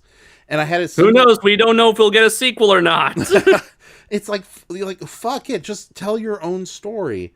And it's like, and that's why I kind of have more respect for like the animated Star Wars spin-off media like Clone Wars and Rebels, because yeah, we know what's coming in the future, but they still try to tell their own stories within there, as opposed to like say the movie versions like Solo, or it's like, oh my god, you had all these really cool ideas and then you killed them off just to make just so we can have the Millennium Falcon and Chewie at the end. It's like, slow down a bit. There's a god damn, it's not like Solo the movie takes place a day before they meet Luke Skywalker and Obi-Wan. Like, come on, give some breathing room. But no, I'm sorry, I hate prequels just based on that alone. That's all right. Yeah, but well, now I know that I'm gonna have to. I guess you're gonna hate one of my stories because it's a prequel Draco Azul story. Hey, I am absolutely in support of Draco Azul babies. That's gonna be great. I love the fact that Jack Hawks and his twin sister are there too. Oh my god. There was one last thing I wanted to bring up. Oh yeah, the idea for the Solar Rangers. Well, I think they were called the Solar Rangers. Mm-hmm. Really cool, by the way. Yeah. Because for those who don't know, when in the story, in the original series, yeah, of course, you had the three actors. They threatened to walk out because they weren't being paid enough, and they were just let go. Saban just dropped them from the show altogether and made up the excuse that, oh yeah, these three characters are going off on a peace conference. Not so in the comics, where it turns out that the three were actually like recruited to be another group of Rangers called the Solar Rangers, where they decided to bring the fight to Rita as opposed to Zordon's method of waiting for Rita to attack so they can defend later. Now that's clever. That's how you play around with the universe. Yeah, because, it's like we never saw what happened to Jason, Zach, and Trini. Mm-hmm. So that's like, yeah, perfect, like a perfect playground to play around with those ideas. Exactly, and I do love the idea that they're Power Rangers, but they're sort of like not a Black Ops, or what do they call it? Black Ops or a special squad, like Black Ops team, or a Cloak and Dagger. Type thank you, Steve. Omega Rangers, the Solar Rangers was the Solar Rangers was another thing entirely that came up after Shattered Grid, I believe. I was gonna say I got them mistaken with like the group of Alien Rangers that they tried introducing. So, but yeah, no, there are like so many cool things throughout the Power Ranger franchise you could play around with. And sadly, they just keep coming back to like the original Mighty Morphin days. Like, okay, apparently there was an Time Force comic from Boone, but I don't know what became of that. I think that was like the only time they ever gave another team a full-on series. Right, and also, yeah, it's like, and I haven't been on top of those comics other than like a little read-throughs here and there. So I really, but from what I've seen, I'm not happy with it. But there are some cool elements they come up with. I love how they took a character like Finster and really made him kind of disturbing and tragic at the same time. Like he's basically a friendly woodland elf who suffered a horrible tragedy in his life, and now he just makes creepy monsters, because that's how he lashes out. And I do love the idea that later in life, him and Tommy actually become friends. So, which is that's cool ideas right there, and it's like, I know nobody cares about the monsters, or I'm starting to come to that conclusion. Fuck it, but there are a lot of really cool. Unless it's the pumpkin rapper. Yeah, the pumpkin rapper forever. Yeah, and that's the one you hate the most. I've come to love the big orange upside down headed bastard. It's like, and plus there's been worse Power Ranger monsters out there. It's like, I'll take. Like, with the pumpkin rapper, I'll accept that faux jiving, stupid talk he has, as opposed to, like, the Hate Master from Season 3, who's supposed to be this incredibly scary villain, and yet he does an even worse version of the pumpkin rapper voice. It's like, guys, this is, no. But there is, like, so many really cool villains throughout Power Rangers, like Deviant, Ecliptor. It's like, it's like, have fun with those characters. Like, I would like to see. They're not as marketable. Yeah, so exactly. Yeah, okay, so the next question, I already scratched out the first one. Hmm. What are your thoughts on Hasbro Power Rangers no longer relying on Super Sentai stock footage? And okay, story wise, we might get something very clever. Because they'll no longer be ham-fistedly connected or tied down to the Super Sentai footage. But at the same time, this Power Rangers have always had a horrible history of like you're given an opportunity to better yourselves and yet you don't. It's like Hmm. a perfect example is Power Rangers RPM is a really good season. For anybody who has never seen Power Rangers, you might actually enjoy RPM. But even Power Rangers RPM, they were going on an uphill battle because the footage they were taking was from Go Onger, which was a very comedy heavy, child friendly Super Sentai series where the Zords were all living creatures with giant googly eyes. So they really had to go out of their way to kind of not brush aside, but sneakily, it's like, why do our Zords have giant googly eyes? I think it's a good design, okay? But despite the attempts to turn Power Rangers RPM into a more serious series and many of the Power Rangers shows that came before, there were still like kind of excesses. Am I saying it right? I don't know Excess. what you're trying to say. Um, Excess, yeah. yeah, Excessive. thank you. Excessive child elements. Like what is it? The third episode when they're trying to find a new Green Ranger, they don't take it seriously, and it's like they waste like a good 5 minutes on like this extended talent show gag, which looked extremely expensive for such a throwaway stupid gag. And it's like, yeah, it's moments like that where they can do better, but they still write themselves in a corner and do like this kind of silly nonsense. And I know the Super Sentai doesn't help in that regards. On the other hand, when you have a completely original Power Ranger property, like as much as we complain about the downside of the Boom Studio comics, I at least appreciate that they still try to be colorful with their action and alien worlds and characters, as opposed to something like Power/Rangers, the fan film, which was so dark and dire and so lacking of imagination visually that it's like this isn't even Power Rangers, regardless if you meant it to be that way or not. Hmm.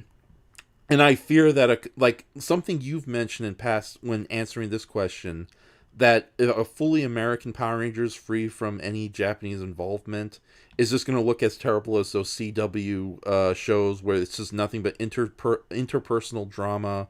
And maybe there's something cool going on with the special effects fight scenes, but it's just off camera. So our character. Or they'll save it for the season finale, the season premiere and the season finale, and maybe the mid-season finale. Exactly. So that's like the idea of a fully American Power Ranger series is great and all, but then you remember the only reason Power Rangers have been so spectacular and fanciful was because of the Japanese Unless footage.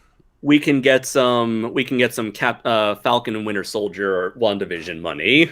I doubt it. like And I'm saying like it's if we had it on that level. I would love to see a big budget like Or hear me out. okay. We had we had Madam Woe Power is the lead Rangers. character. I got it. I'm sold. Okay. We had Turbo, a Power Okay. Rangers movie money. Yeah, if it was something like okay, Power Rangers Turbo is not a good movie, but No, no. But I'm saying like production wise, yeah. it was pretty decent for Yeah. being a fully original Power Rangers product. Yeah, to quote our friend Win, the monster costumes have never looked that good since. Yeah. And the Oh, Zord stuff was pulled off really well, I'd yeah, say. exactly. So, yeah. Here's the thing, though. When Power Rangers did, like, I really do love from season three, and some of the stuff they did in the post Zordon era. I really love how it was a good mix between ambitious American production, on a low budget, of course, and the mix with the Japanese action sequences, because you did get some really good sequences out of that. Unfortunately, I don't know if they can pull off that level of imaginative special effects and character designs with a fully American Power Rangers, considering how pathetic. Hmm. It's Unless they pull like the reboot where it's just half of it is shitty CG and the other half is in a uh, fucking high school. or worse, like a Netflix fantasy show where it's like 8 hours to get from point A to point B. So it's like, oh my god, It's like, guys, we can do stories in 3 episodes. You don't need to stretch it out to 8 episodes. No, we need to save money. So, See, Laura just mentioned when I had chicken pox, my parents bought some MMPR episodes on tape. I have some of those tapes, I remember. mm-hmm. One was Rocky Just Wants to Have Fun, which had a strong anti-gambling angle, and the monster was a giant pachinko machine. Oh, right, I remember you brought that up in one of your episodes of the Review Roulette podcast, which you can follow on Facebook and everywhere that distributes podcasts, Mm-hmm. ladies and gentlemen. Yeah, you brought up the pachinko thing. Yeah, it's so hilarious that they would have a pachinko monster for a series made for a country that doesn't do pachinkos. What's clever about that episode? The monster, by the way, is Pachinko Head, because everybody was head something in that series. Of course, you know. Yeah. Well, at least they were clever about Pachinko Head, where they had a good subplot saying that Ernie actually got a pachinko machine from Japan. And it's a simple exposition line, but it's perfect. Just so you can, introduce this otherwise insane insane Japanese monster into the mix. Oh, what did Shea Smithers says? Hey, boss, you want to take another crack at it? I want you to take another whack at it. No, he said quack, didn't he? Oh yeah, take another quack at it. To quote Brayton, yeah, fuck them birds. But I honestly don't have much faith in a live-action American Power Ranger series, because it's either going to be really cheesy and horrible looking, the reboot. God damn. Mm-hmm. Even just saying that title makes me want to wash my mouth out with shampoo and acid. Would you rather say reboot, the Guardian Code? The reboot.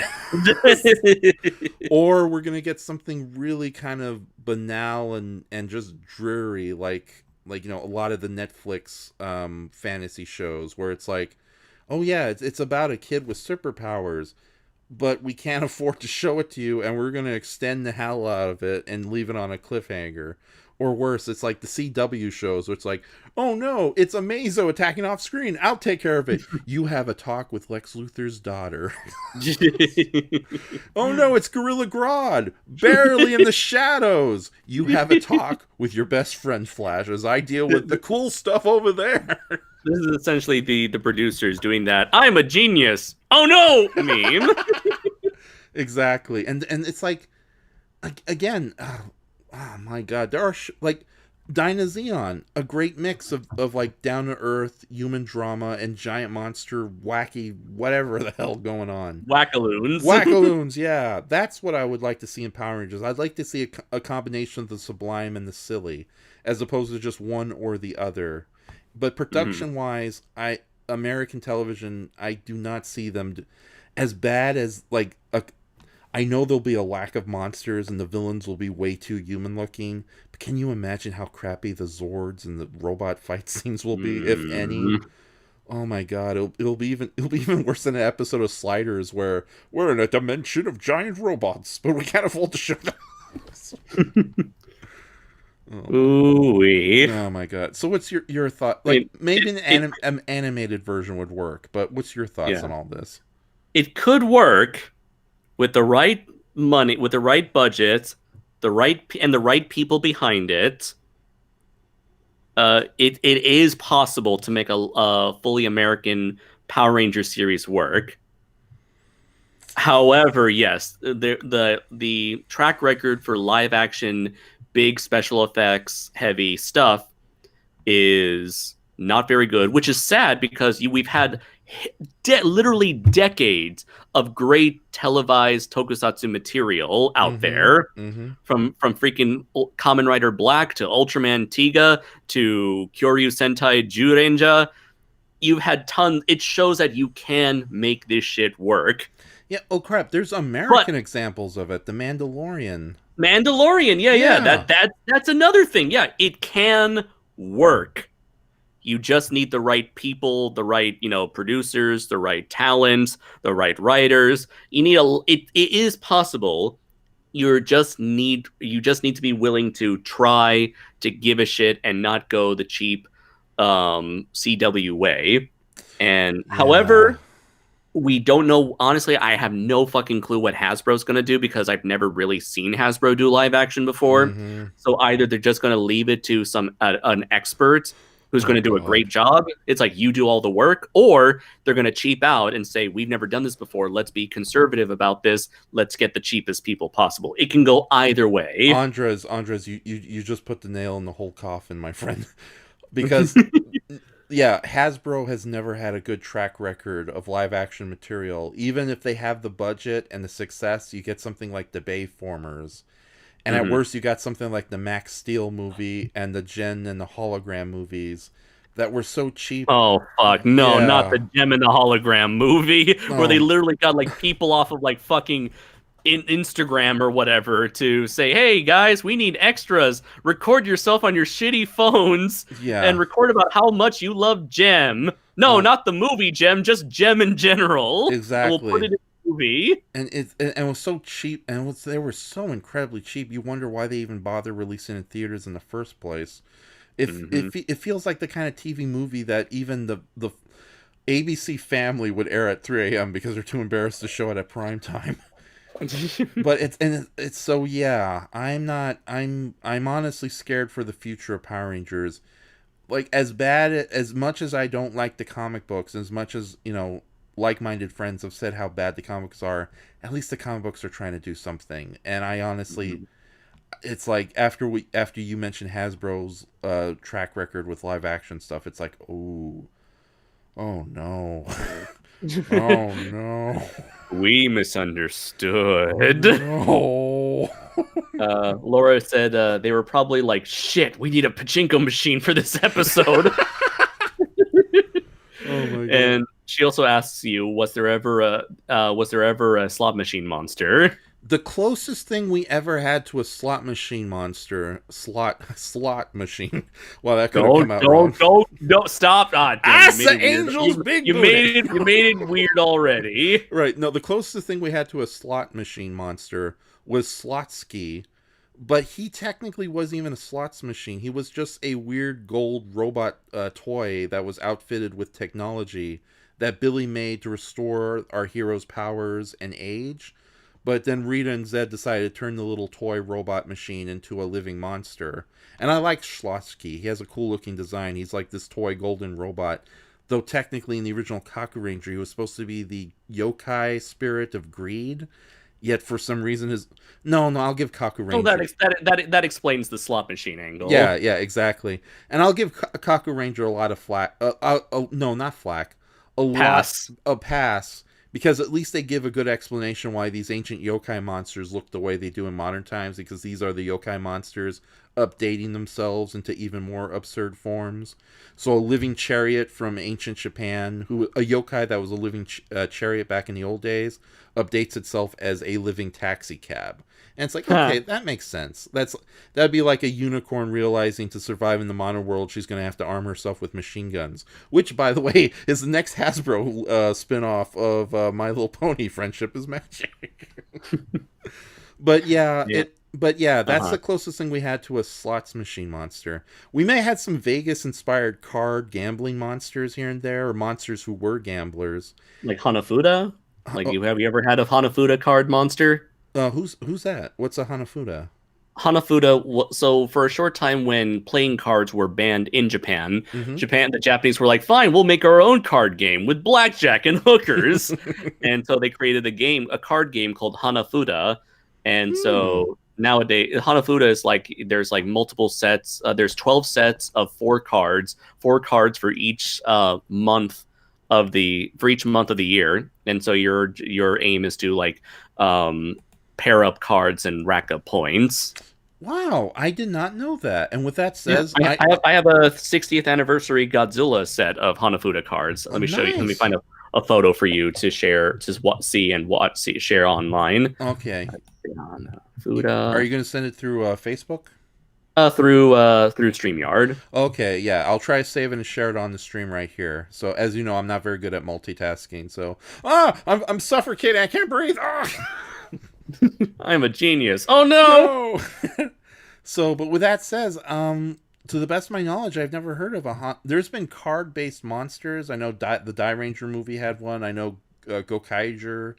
The Pirate Sentai one had a card monster, but I never heard of the Hanafuna related one. So, but we'll Here see. we go. So here's like a set of Hanafuda cards. Well, this is like a little poster that shows off a bunch of them. So if you see, you can tell they are all set up in groups of four. So Mm-hmm. like you can see one group being like all Shin Godzilla related, one group being uh like Frankenstein related, one being like different incarnations of Godzilla related, one is like alien related. Sorry. Okay. Where's it? I just sent it to you on StreamYard. StreamYard. I don't see on StreamYard. Look at the private chat. Private chat. Oh, I didn't even click. I didn't even have it clicked on. Okay. I'm new to this technology thing, ladies and gentlemen. I'm like Matt Burkett, minus the brilliance, or the At least, fame, or at the least good you have, looks, at or the least you have hair. integrity, or the At least, bravery. Go you on. know what? Never mind. No, go on. No, what are you gonna Nope, say? nope. Too late. I will not. I'll stop. At least you have hair. Oh, maybe you should have stopped. Go on. Okay, so the great He thing. makes jokes of himself all the time. Why can't I? I know. So, okay, so it's okay to make fun of his bald head? Wow, I didn't know Monstrosities was hosted by the amazing Colossal Man. Zing! Okay, so the good news is this is a really good picture showing me. The bad news is it's one of those Japanese pictures I can't save easily, so I'm not going to even bother. Wait, hold on. I'll do it for you. In fact, I found a better one here. Okay. Let's see. Save image. Let's see. And I'll send it to you on Facebook. Okay. We hear a lot of clicking. That's just me. Facebook.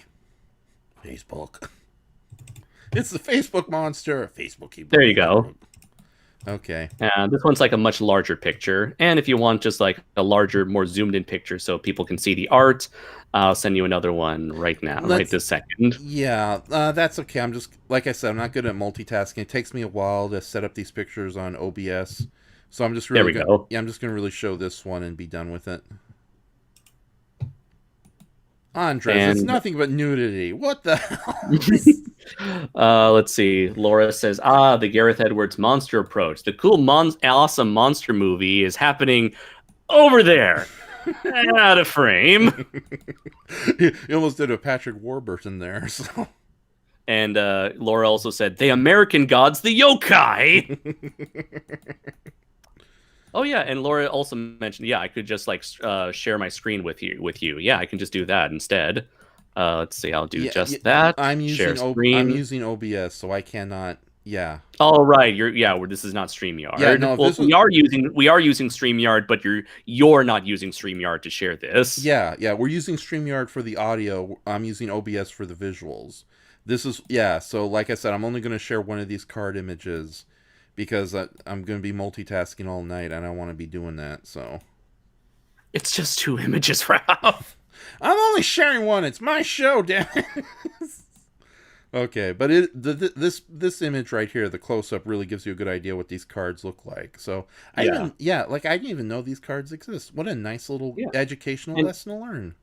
And each card, because it's based on the months of the year, each set of 4 has like flowers and plants and animals that are associated with those months. Mm-hmm. So whether it's like a Godzilla Hanafuda set, fucking a random anime Hanafuda set, was it Mario Nintendo Hanafuda set, they'll always have those same like flowers and plants and designs. Okay, this is really surrounding the characters. Yeah, it's like even the obscure Pachimon cards I know, they never had this format before, so... By the way, I love that picture of like Frankenstein. No, wait, no, it's not on this one. Okay, no, I'm looking at that other image. And it's like, why is Frankenstein attacking a baby Baragon?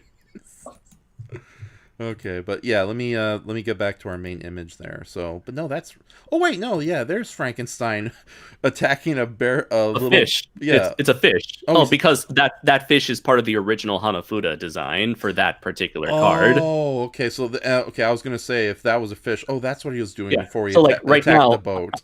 I'm going to show you an image of the Mario official Mario Hanafuda set, and you'll see the exact same designs, just Okay, with the Mario characters involved. okay. Unfortunately, I will not be sharing it on the screen. No, no, no. But you can just see the Mario design. Yeah, hold on. Damn it, more nudity. What's wrong with you? Many things, Ralph. Many And I things. thought I was screw it. So, okay, I see it. Okay, that's very interesting. But yeah, no, there has definitely not been a Hanafuda monster theme Hanafuda. Hanafuda themed monster on Super Sentai, let alone Power Rangers. So, but I think that's practically, unless you have anything else you want to say. I don't know, like, It's like I said, it could be good. It could work, but you just hmm need the right people. And I doubt that they could get the right people. yeah, I'm kind of sad. I'm not working on like a Power Ranger reboot because I'd be so happy to like update or like come up with new villains based on old monsters or update existing monsters and make them even more menacing and cooler than they are.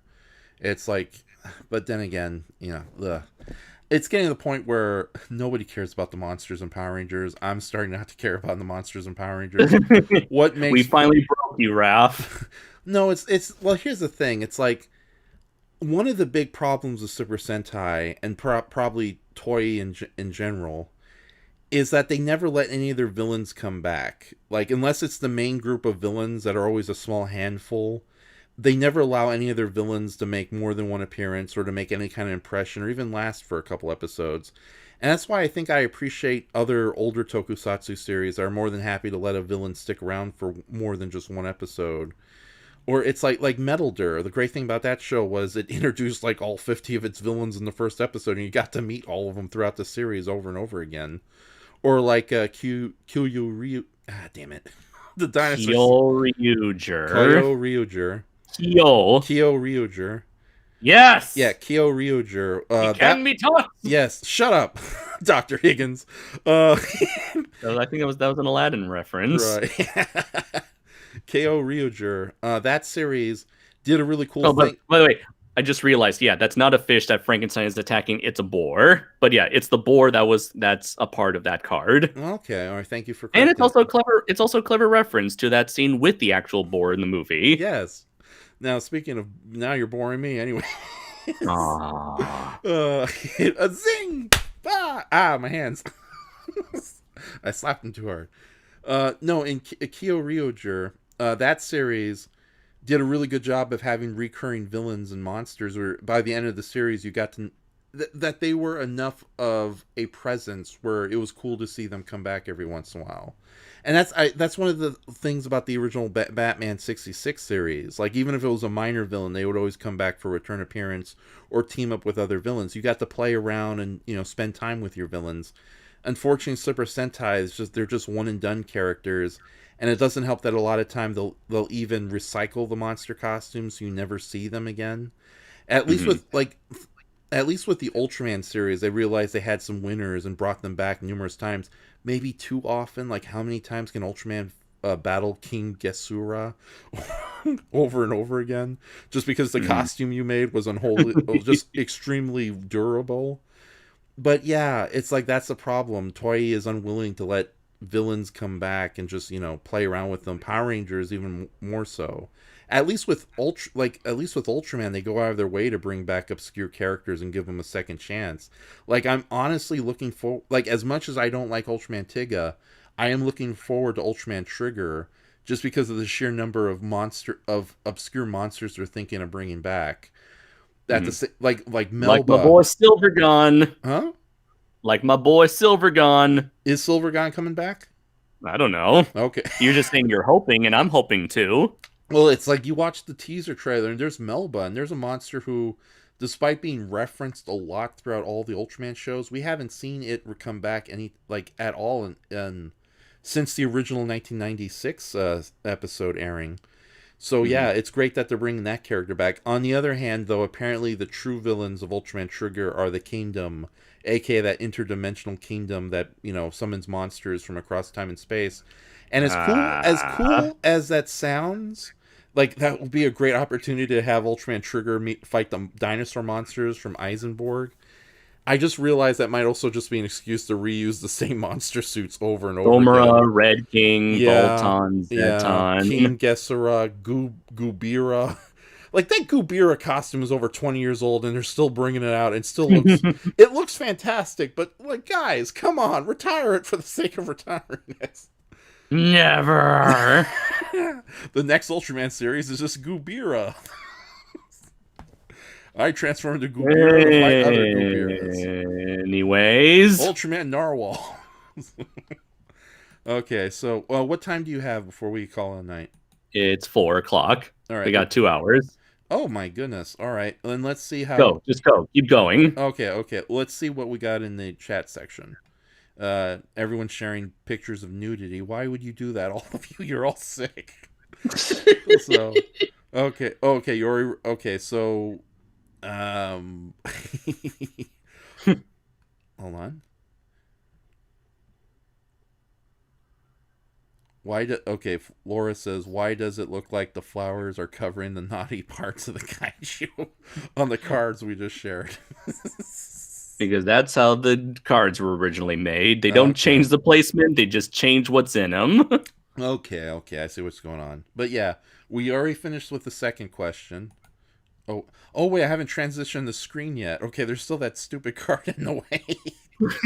Damn it, what an unprofessional show. Okay, there we go. Wait, no, we didn't even get to the third question. Damn it. All right, there we go. Everything's back on track. See, this is why I don't want to share this crap. Damn it, Andres, you should feel ashamed. I should, But you but won't. for some reason I don't. All right, so the next question you offered was what piece of Japanese media would you like to see get an American release? Hmm. Okay, right off the bat, and I know it's never going to get an American release because it's directly connected to the whole Hasbro Saban toy deal that makes it impossible to see the original Japanese versions anymore. But Hmm. I would really like to see Metal Gear get an official American release here in the United States. Before there was, what was it? Before there was VR Trooper, there was Metal Hero, the Metalder, the complete series. Metalder, yeah. No, no, Metalder is a really good show. It was made in the 1980s. It was meant originally it was meant as a straight remake of Kakaider, but then they realized let's just do our own little thing inspired by Kakaider. And in doing so, they made this really cool series where our lead hero, Metalder, a benevolent but still fighting capable warrior android, goes up against the Neos Empire.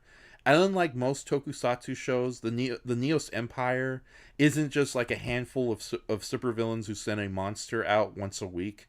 No, this is Mhm. like a real organization of like at least 25 to maybe 40 monsters and villains who are all introduced in the first episode, multiple extras dressed in creature suits in this huge set, all willing to serve the main villain. And it's great too because they're all recurring villains too, so they all have their own little story arcs. That's because Metalder was meant to be way more ambitious than your typical tokusatsu series. Unfortunately, it was because of that ambitious and more serious nature that scared away a lot of the kid audiences, and it was one of the reasons why I got prematurely canceled, unfortunately, because from what I understand, they had some really big plans for the end of the series that just got cut at the last minute.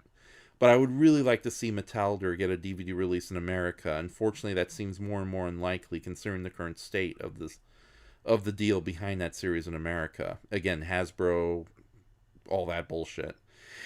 My second choice would definitely be Daitetsujin 17 or Giant Iron Man 17.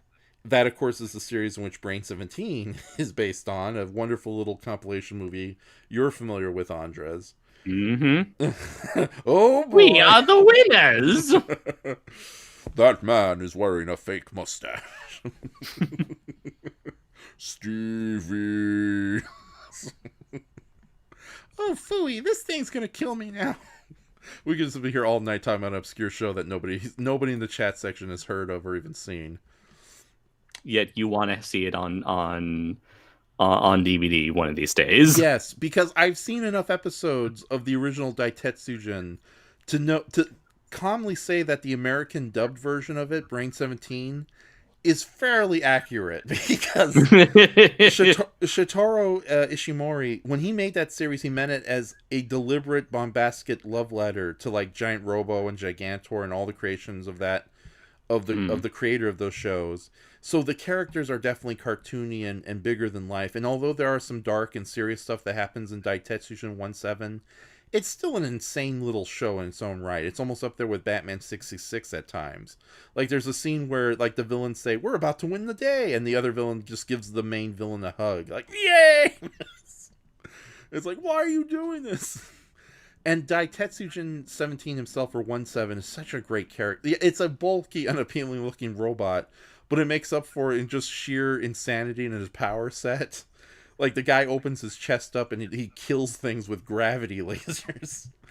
And not only that, but I love the personality of it. It's basically Rebel without a cause if he was a giant robot. So, and it's funny, too, because we are getting a lot of, like, obscure Japanese shows that are seeing a DVD release. Like, had you asked me that question, like, a year or two ago, my top choices would have been...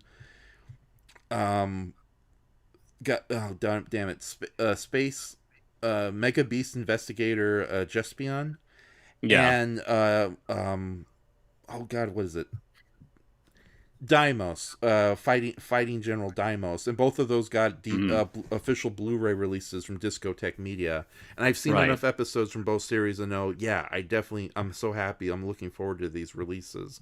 You would love Deimos. I know that series would be right up your alley. I know Deimos is part of the Robot Romance trilogy that includes Deimos, Combattler 5, and Voltes 5. So, like, I'm really curious. I've been really curious to get into those respective series, those three series, given how prominent they are within the old school mecha community in the time between the likes of Mazinger Z and Gundam. Right.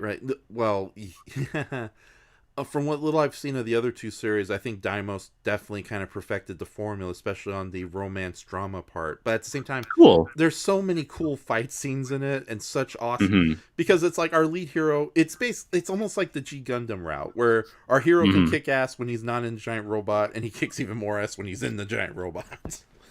So, but what else would I like to see released from Japan that's fairly obscure? There is this really obscure Japanese dark comedy / spy thriller, 100 Shot, 100 Dead, I think is supposed to be the official title for it, also known as Age of Assassins, which is basically about this very capable but in hiding supervillain who is brought out of retirement by a nefarious owner, doctor who runs an insane asylum that he's turned into his own Spectrum-style organization of supervillains by using the crazy people who work there as assassins. And it's a really, really fun movie. It's black and white, and a lot of people say it's supposed to be a dark comedy, but it's so fun that the darker elements are kind of outshined by it. And oddly enough, our lead hero, who's sort of the nefarious spy who's brought out of retirement to fight this villainous doctor, his sidekick is played by the same guy from Godzilla vs. the Sea Monster who convinces the natives to use the leaves instead of the juice. So, damn it, that sounded weird. You want to utilize O.J. Simpson? Yes. I'm sorry, ladies and gentlemen. I'm getting to the point where I'm getting a little whoopee. So, Whoopi Goldberg. On the full moon, I turn into Whoopi Goldberg. Time to make Theodore Rex. Oh no! All right, sorry, I need to take a water here and take a moment, but take a water. What the fuck? Take a drink of water and take a moment as well. So, no, I'm still confused on the water part. What is that? It's this magical liquid that's... I've just been drinking nothing but soda my entire life. Don't forget the beer and the alcohol. You're appalling alcoholism, yeah. So and those awful energy drinks. Exactly. I've been drinking nothing but orange juice through my eyeballs. You mean there's another way? Yes, there's another way. This is the way of Watcher. This is the way. Yeah, Watcher is way without the T. That made no sense. So, but those three would be my top choices. There's a lot of other really interesting and lesser known media that I would love to see get released in America. But those are the three I'm going to take. I'm just going to pick off the top of my head because I said I'm getting a little whoopy, woozy, wacky. Whoopee! Woo! Whip, whip, wobble, wop. And I need to take a, like, you share, what pieces of Japanese media would you like to see get an American release? Mr. Draco Azul, KaijuNoir, Andres. Man. So what I mentioned before in my video was that I would love to see nothing more than to see the Godzilla manga adaptations from all of the Heisei movies from Godzilla 84 all the way to Godzilla 2000 to be translated and officially released in America. I know the original Godzilla 1984 manga adaptation did get released as Terror of Godzilla as a colorized like 5 or 6 issue miniseries from Dark Horse, so people can. Issues. Awesome. Yeah. So people can see those, but in terms of the others, those being Biollante, Ghidorah, Mothra, Mechagodzilla 2, Space Godzilla, Destroya, and Godzilla 2000, none of them were ever translated. There are a few fan translated chapters, like either on Toho Kingdom, where they set up they translate specific sequences where they diverge from the plot of the movies they were based on.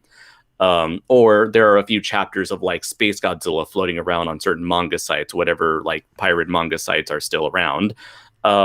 I do know that it's a very intriguing set of comics, because you really get to look at this these movies that a lot of people have been familiar with for so many years, but just done in a brand new way, a brand new style, taking these ideas and doing something brand new with them.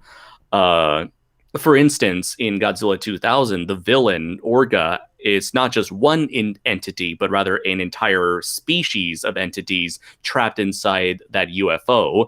And so when it attempts to make a body for itself, it makes multiple humanoid bodies before they're all horrifically absorbed together into this homunculus abomination. It really sells you on the fact that Orga is this horrific, affront to nature that's not supposed to exist. Doesn't sound as scary as a poorly CGI jellyfish man.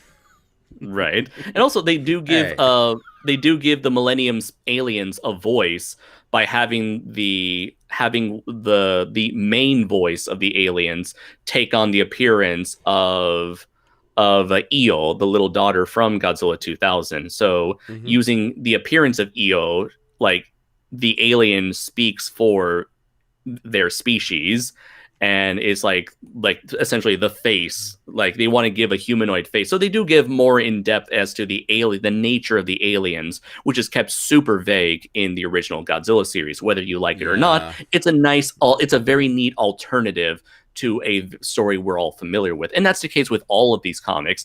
I'll also throw in the Gamera comic as well, which was a story that takes place between Gamera 1 and 2, or Guardian of the Universe and Advent of Legion.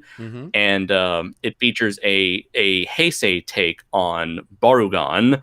So that was a very interesting story. Yeah, I know exactly what you're talking about. There. Yeah, that I would like to see that. That would honestly be a really cool release. I did take some photos of the Baragon because one of my friends asked me to get it for them. And so I took some photos of it and put up on Instagram if you ever want to check it out. As well as I took a few pictures of the mangas themselves. That I managed to collect all the Godzilla mangas for the sake of collecting them. But as for Gamera, I decided not to own that. I just got the one book for my friend. Finally, I would love, since Mazinger Z and Great Mazinger have already been put out on DVD by Discotech, I would love nothing more than to see Getter Robo, specifically the original series, get an official DVD release in America. Getter Robo is my all-time favorite super robot series, my second favorite giant robot series ever after Gundam. And with Getarobo Arc coming out this year, which I can't believe is finally happening, I'm happy to know that all three of the OVAs from the late 90s and early 2000s have all been released on Blu-ray. I think Discotek was also responsible for those. Mm-hmm. I would love for the original Getarobo to be released as well, and by extension, the two sequels, Getarobo G and Getarobo Go. But the original Getarobo that started it all, I would love that anime adaptation. And heck, fucking the mangas. None of the Getarobo and Mazinger mangas have ever gotten official releases. Thankfully, Cutie Honey and Devilman, both Go Nagai properties, have been translated by what's his name, Seven Seas Entertainment. I think that's what they're called. Mm-hmm. They also put out Captain Harlock as well. So they're the only company that seems to be putting effort into releasing classic manga, not just whatever's available at the moment. Like pre-80s classic manga, which we are in desperate need of in terms of translations. Yeah, they just released the Go Ranger manga, didn't they? Yes, they did. Okay. Yeah. Heck, there's a world of manga out there. The Giant Robo manga, the Kamen Rider. See that. The Kamen Rider Spirits manga. We talked about the Ultraman mangas beyond the one that got adapted into an anime. There's there's a plethora of stuff, that manga adaptations of stuff we're all familiar with, and I wish we can see all of that. But yeah, I do understand that it's a very complicated legal issue, because each writer holds a piece of the rights to their own work, which is different from America, where essentially if you're writing if you're writing a manga that's meant to be like a tie-in media piece, you don't get any rights to it. So like if you write a Godzilla comic, you have no say as to how the publisher will forever treat that Godzilla comic. Yeah, and that's not even counting all the manga or lesser media that was released to be in temporary numbers and on really crappy paper stock. That's why a lot of the lesser-known Gamera mangas are really hard to come by, because they're basically printed on tissue paper, so they're released in very limited numbers. Like Gamera versus Morphos, that short comic strip that is impossible to find. So. And thank you for sharing the Getarobo video, which is a gigantic, extremely comprehensive breakdown into the entirety of the Getarobo franchise. However, if you don't have a couple hours to spare, I do recommend Titan Goji's video dedicated to Getarobo. So we're down to 7 people, so I doubt Titan Goji is in the audience. So, but so far we're doing good, aren't we? Yeah. Okay. So yeah, on to number 4. Hold on. Let me change the screen. So anybody who's left, if you have any quick questions for us, we'll take this time to answer it. But no, so far we're doing very good. So, okay. Number 4 question from Mr. Andres. It says, where do you see Godzilla franchise going post Godzilla vs. Kong? I was expecting you to go Kong! Let me do that again. Kong! Thank you, German Captain Kirk. You're welcome. Good night and good day! I love your bones! Why is he so shouty all the time? He's German. He can't help it. Have a splendid, gracious time! We of the SS Enterprise have come to help you find peace and joy in the world of the Enterprise. The Federation is here to help you. Don't let my scary German speak scare you. We are good guys. We are nice people. We, in fact, is the master race. Wait a minute. Wait 1 minute. You know, I like to think he's just a normal person who means well, but unfortunately his accent... Everyone just is deathly afraid of him. Yeah. I do not know why they are afraid of mine accent. Yeah, so I'm very enthusiastic all the time. It's okay, Hans. We understand. It's like an old joke. I don't know what show I saw it, but back in the 90s there was a joke where you saw a bunch of like foreigners screaming at each other, but like the translation, it's a very nice conversation. Like they're positively saying to each other. Yet the Yeah. American listeners like, let's get out of here. I think they're about to fight. I think it was like a comedian who made a similar joke where it's like, what if he just like while he's over in France, he just starts screaming everything in German as he takes big steps, pointing at something in the air at the fucking Eiffel Tower. I know. I love this very much. You've made an excellent tower. I love the Eiffel Tower. For whatever reason, he's pointing at the Eiffel Tower with his hand. Oh, That's what I'm just repeating what the comedian said. oh my god. So I apologize to any Germans listening to this in the future. That's okay. We love you. You are forgiven. Love and joy and monkeys. Now begun. All right. So our next question, number 4. Where do you see the Godzilla franchise going? You already read it in the scary German man voice. All right. Okay. So when I made this question, this was prior to GBK's release. So I honestly had zero clue that this movie was going to do as well as it did. It actually, contrary to what we all thought, I'm sorry, Brayton, it did pass the $400 million mark. so it's just a passable win. So Yes. but in these dark times, it's a win. nonetheless. It was a success. We are happy for it. You need to go into the more stereotypical voice. We are happy. This is a good thing. I enjoy it. You are wonderful people. I kiss you now. Wow, Hans is really enthusiastically scary about everything, isn't he? So they brought back the motorboats at Disneyland. What that do with okay, enough of Hans. All right. It's the Hans show. All right, yeah. When you asked this question, this was just before Godzilla vs. Kong, and as far as all the evidence was pointing to, this was the end of the quote-unquote MonsterVerse. Yes. And we were not that hyped about Godzilla vs. Kong, and I would have been more than happy had we just ended the franchise with Kong signing "I'm home" while in the middle of the wacky album cover that is the Hollow Earth, while Yes music plays in the background. But with that says, there is talk that they're thinking of continuing the MonsterVerse with at least one more Kong movie. Although, what was it like? Adam Wingard did make some leak that's like, oh, we might be doing Son of Kong. Although, in my opinion, I don't think they have any plans for that. That's just something he threw out there to gauge audience reactions. Yeah, and also he might be trolling us like Peter Jackson, his crew did with their Son of Kong April Fool's gag. So, but with that says, you what was it? I am the director. You are the audience. I outrank you.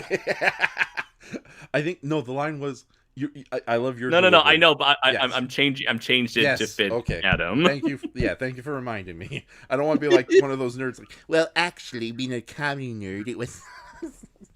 Don't you actually me, bitch? Don't hurt me, sir. Listen, I am the writer of the joke. You are the audience. I outrank you. Yes, sir. Yes, sir. Don't hit me. Don't kiss me.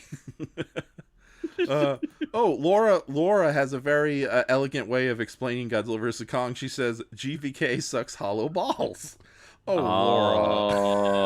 Laura. Classic Laura. And you accuse my female characters of having unrealistic... Nah.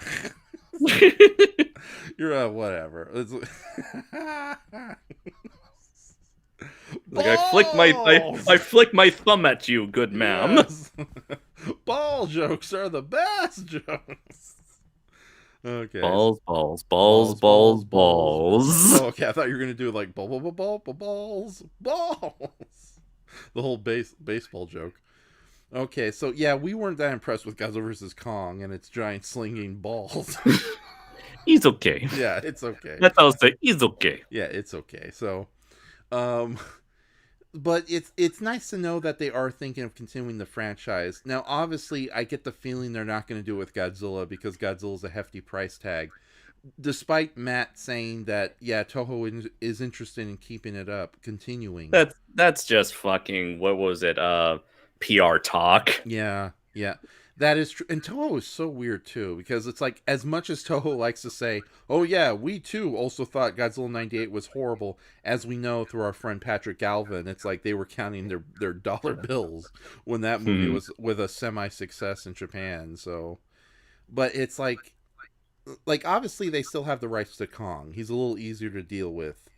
And with that says, the idea of a Son of Kong style story in the Hollow Earth is not a bad idea, because as dumb as and insane as the Hollow Earth sequence was in that movie, Hmm. it was the kind of dumb and insane that I can get behind.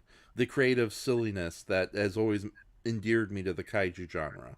It's like I'll take Flying Godzilla any day over your serious Garth Edwards Or spooky flying crap. monkey. Yes, Flying Monkeys. That's Two flying that's monkeys. right. He floated.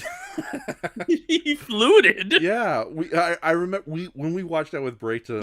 I Yeah. love Brayton's It reaction. broke Brayton's spirit. He's Yeah, like, no. don't do it, Kong. Don't do it. Ah, Kong, no. He's like, I'm gonna do it. Kong, no. Kong, I'm yes. gonna jump up. Oh my goodness. So yeah, and it's so funny too, because the Hollow Earth, if you're going to do something silly, at least do it with elegance and style, as opposed to like the stupidity we got when Godzilla somehow drilled a hole to the center of the earth with his flame breath. At that point, I'm like, fuck you. Yeah, that's it's like it's almost like Superman 2 the movie. It was going so good until you got to like the fight scene in New York, and all the extras are just ignoring what's going on and they're doing silly stuff in the background. It's like, who the hell makes a casual phone call in the middle of an apocalyptic The hurricane? the second director who came in to redo the whole thing. Excellent. You win the prize, Andres. You hit it on the nail. Let's bury this coffin. So, oh, Shay Smithers, he says, Captain's No, log. no, let me read this. Okay. Captain's log, stardate 53.6. No one's still talking to me because of the accent, and it's making me very sad. I'm not understanding why. I've got what every woman wants! Oh, Captain German. Oh my goodness. And my name is Hans! Hans! Oh yeah, that's right. Hans Spooky German. That's his full name. Hans Guttenheimer! But no, the idea of Kong meeting a surviving baby Kong in the Hollow Earth is actually a pretty brilliant idea, and I would be totally behind that. And and since there's so much confidence in the MonsterVerse now, we could really see a lot of really cool creatures in the Hollow Earth. Now, I doubt they're going to bring back classic Toho monsters, because as we know, every Toho monster now has a price on their head, but also a price tag. That's one of the reasons why we were only stuck with the big four and they had to fill it with a lot of new kaiju. But I don't mind the new kaiju, and quite frankly, I hope they do something similar to the Skull Crawlers, where they take Mm-hmm. some lesser known King Kong creatures and create some really cool new characters out of them. Because Well, I they'll just just make a bunch of generic bugs, birds, and lizards. Yeah, we'll see, but yeah, that would be kind of a disappointment. Plus, I highly doubt they're going to create like the MonsterVerse version of Chiros, the demon Chiros from the Canadian Kong animated series, or some nonsense like that. Kairos? Yeah, Kairos. That's the way you're supposed to say his name. Who cares? We So do know that we are going to get that Kong animated prequel series on Skull Island. Yeah, on Skull Island on Netflix. And it being a prequel, I know you're automatically going to hate it. well, depends. As if it's still a good story in its own right, and it doesn't well, from what I hear, it takes place many years before the events of Kong Skull Island, so it's very likely that it will be its own self-contained story despite its connections to what will come in the future. And it doesn't end with all of a sudden, like, we're in the 1800s, but at the last 4 seconds of the final episode, Samuel L. Jackson, his helicopters appear through a time warp and everything's set back to the way it is. That's the kind of cleaning of the toys, getting everything lined up with the main story I can't stand. But from what I understand, this sounds like something that's going to take place in like the ancient past. So this will be more traditional Kong, kind of similar to those books that you praise so much, the Kong King of Skull Island, or what it's like. Hold on, I got it right here. What are they called? Oh damn it, that's the Gamera box set. Oh, there you are, Kong King of Skull Island from. Damn it, Dark Horse Press. Where's the author of the book? Show yourself. Entertain the audience. do tap dance. They'll love that. I have. If you can hear that, I have my rare Kong books in plastic, and if I open them, it's just going to be a pain in the ass. So I'm going to put these back on my shelf and ignore them.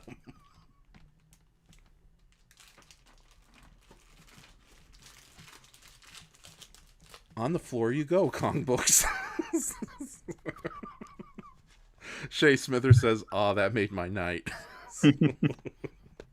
I wish I had a little camera to show you that. I'm not dealing with this. This is going to sit on the floor until I'm ready to deal with it later. So. Are you there, Andres? Yep. Okay. I'm going mad, am I? Maybe. Okay. So look at all these books right next to me. So, Superman versus Hollywood. When did I get that? Okay. As far as future Godzilla movies go, where do you really go with Godzilla, though? I can see Kong's story continuing, but what you do is you set up yet another rival for Godzilla to face, who want to quickly go over and chase down to the ends of the earth until he eventually beats it and then goes back to the ocean. I swear, it's the same fucking story every time. Yeah. Oh, it's Godzilla's ultimate predator. Godzilla's got to face them. Oh, it's Godzilla's ultimate rival. He's got to face him. Oh, it's Godzilla's other ultimate rival. Let's face it. He's got to face him. Oh no, it's Titanus Buranus. He's one of Godzilla's ancient, most evil enemies. You said that about the last Titan Vivanis. Well, this is different because it's Buranus with a B, not a V. This way, yeah, I'm really bored of the MonsterVerse at this point. It's the same fucking story every fucking time. Yeah.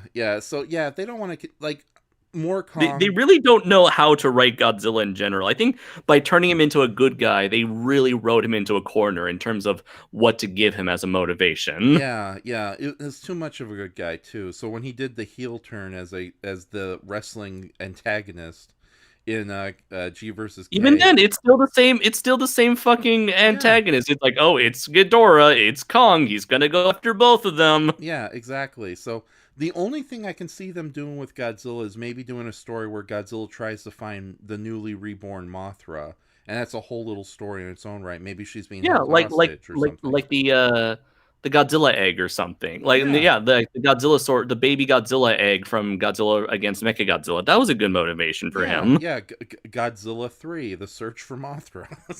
Right. Spock. I was going to do Mothra, but it's like, no, Spock. So that doesn't, like, my humor does not work. Because it works, it's like 3-dimensional chess. It sucks. Anyways. But with that says about the MonsterVerse, it amazes me that Warner Brothers has access to other giant monsters. And why not make movies? Because Warner Brothers owns Because that takes work. Yeah. Here's the thing. And effort. Warner Brothers owns them, the giant ant movie from the 50s. Yes. Why not make like a really cool remake of them, really expand on the action sequences more so than even the movies that inspired them, like the first Starship Troopers, and make that a part of the MonsterVerse? Because I really think that would be a great idea. It's something different from Kong and Godzilla. It could be more of a war horror movie with giant insects as opposed to like kind of like the vague threat that kaiju pose less than a vague threat because, you know, they're giant city destroying monsters, but it's really hard to get humans and monsters to interact with each other, minus a couple scenes of like arrogant businessmen being killed by Mechagodzillas. I have a dream. That Mecha Godzilla will make everything better. Why are you all shitting your pants and peeing them? Is there something happening behind me? Oopsie! I'm suddenly German now. I thought that was funny. He's okay. Yeah. Am I going mad right now, Andres?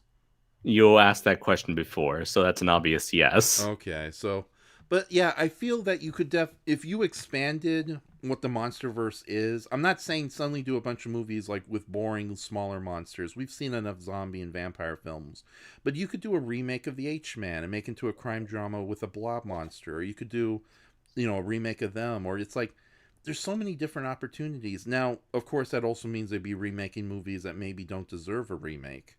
Like, we all know how bad the Clash of Titans films were. Not the original, but the remakes that came from it. Mm-hmm. But for the most part, yeah, other than the animated television series, I think it's probably best just let the MonsterVerse either take a long rest or just let it die. So, any last words you have on that?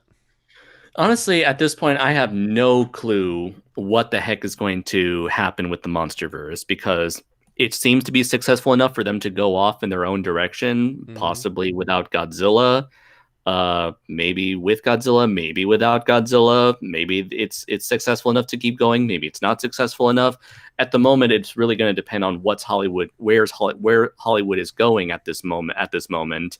Obviously, the animation direction is certainly much smart. It's a much smarter method for Netflix, given that you can do an animated project in the middle of this pandemic, but currently it's going to take a while before Hollywood is ready to start making big budget stuff again. So whether or not the movie was successful, it's really going to depend on how the studio system is going to move forward, how it's going to move forward in the aftermath of this pandemic. Yeah, that's true.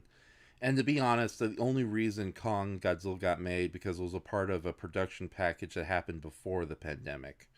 So had we not had that small detail, we would have never gotten Kong versus Godzilla, nor would we have to wait 2 years to finally see it, and every fanboy creaming their jeans going like, I want it now! So, it's that. By the way, that's not an impression of a particular fan. That's practically everybody on Toku Legion, so... And I swear, after a year of seeing pictures of dead monkeys, real-life dead monkeys... And Godzilla covered in real life Photoshop pooped. I'm like, I think that ruined my enjoyment of the film when it finally premiered. So I had to unfriend and unwatch a lot of people off Toku Legion after that. So. Although my favorite is definitely there's this artist. What was his name, like Rubez or something? He made this little short using the audio from Brental Floss's DK rap, and then there's Chunky. He's dead. And then it's just Godzilla dancing. Oh, DK, Chunky's dead. He's doing the fucking JoJo Part 5 dance all over on King Kong's grave. Not grave, but on his fucking just body. So the majority of the memes were just stupid and lazy and mean spirited, but there were like a handful of ones that are just generally funny. Like I don't know, like somebody drew that adorable picture of like a little chibi version of Kong and Godzilla being forced to wear a Get Along shirt. Yeah, I saw that. Yeah, and I know a lot of people hate this meme that came after the movie, but I love that little picture where it's just the screen captures of Godzilla getting his ass kicked by Mechagodzilla, and there's Kong with the popcorn and the 3D glasses. And it's like that was my reaction too. It's like... By the way, I just shared you the video right here. I doubt you'll get copyrighted if OBS picks this up. It's only 13 seconds. Okay. Hold on. They'll hear it. Yeah. Did you send it through StreamYard? Facebook. Or Facebook? No, Facebook, yeah. Okay, hold on. Let me open Facebook again. No, hold on. Let me just send it to StreamYard then. Because I'm old and I can't do all this technology there you go. Stuff. It's there. I'm a scared little German man. Okay, hold on. And the channel is called Rubez, Ruubesv.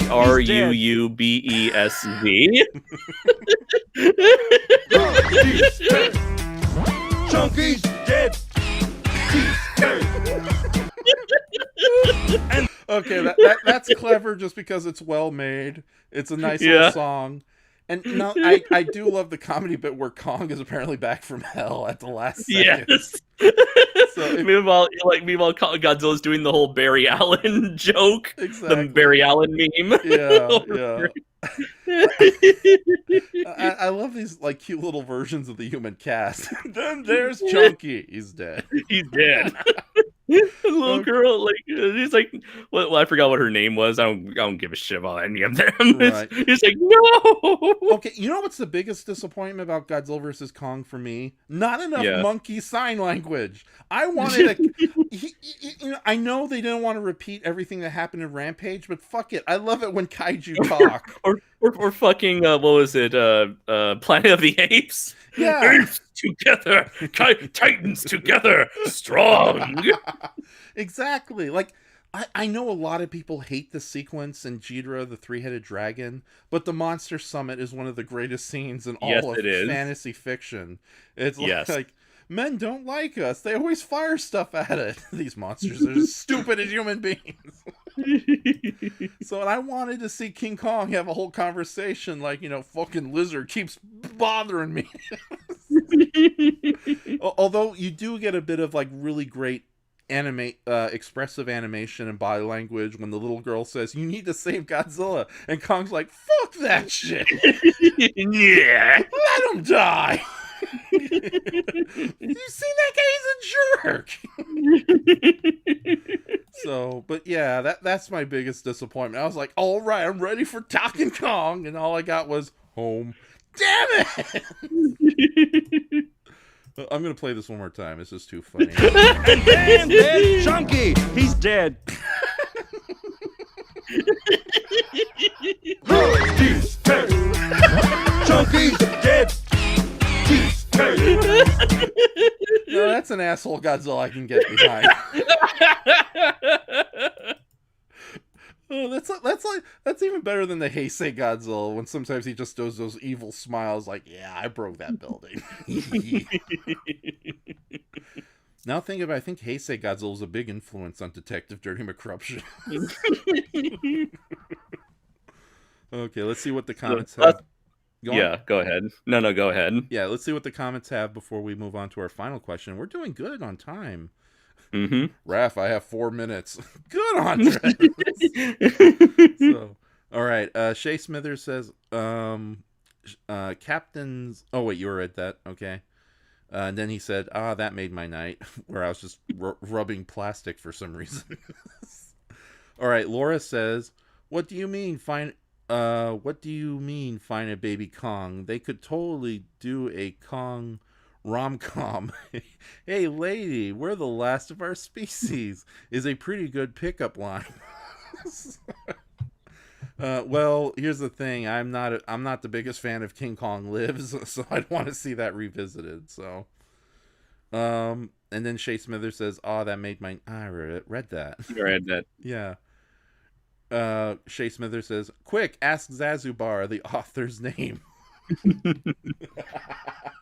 Andres, get on it. Get at Zazubar. I would, but it's hard to get in contact with him these days. I know. The dude's harder to find than Bigfoot. Right, because he's dead. And then there's Zazubar. He's dead. And it's just me. DK. That's who's dead. Andres, you evil dinosaur thing, you.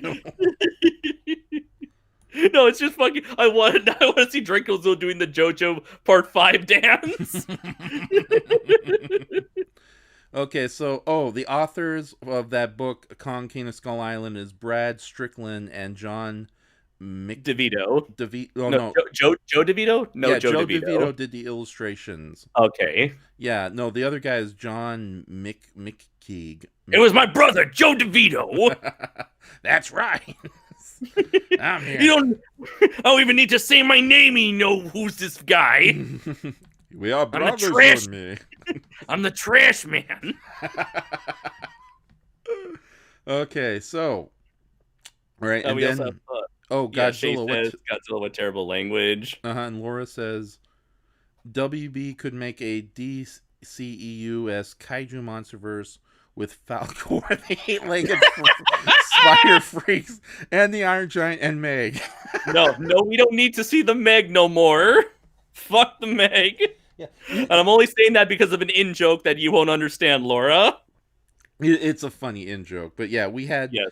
I'll explain it to you another day. Yeah. It's like we're almost to the finish line here. I'm so happy with this. Granted, though, I think I might have to do a more refined video where I'm not like half asleep, going like, funny questions from my little Mexican friend. Funny joke. Yeah, I am so tired right now. I'm literally hallucinating you as a little robot Yoda puppet. What's your favorite mecha show, Yoda Andres Noir? Draco Azul it is. Get a Robo it is not. It's like Mazinger Z. Yeah, neither is. Now, Laura, you make a good segue because the last question is, what are some of your favorite giant robots in fiction?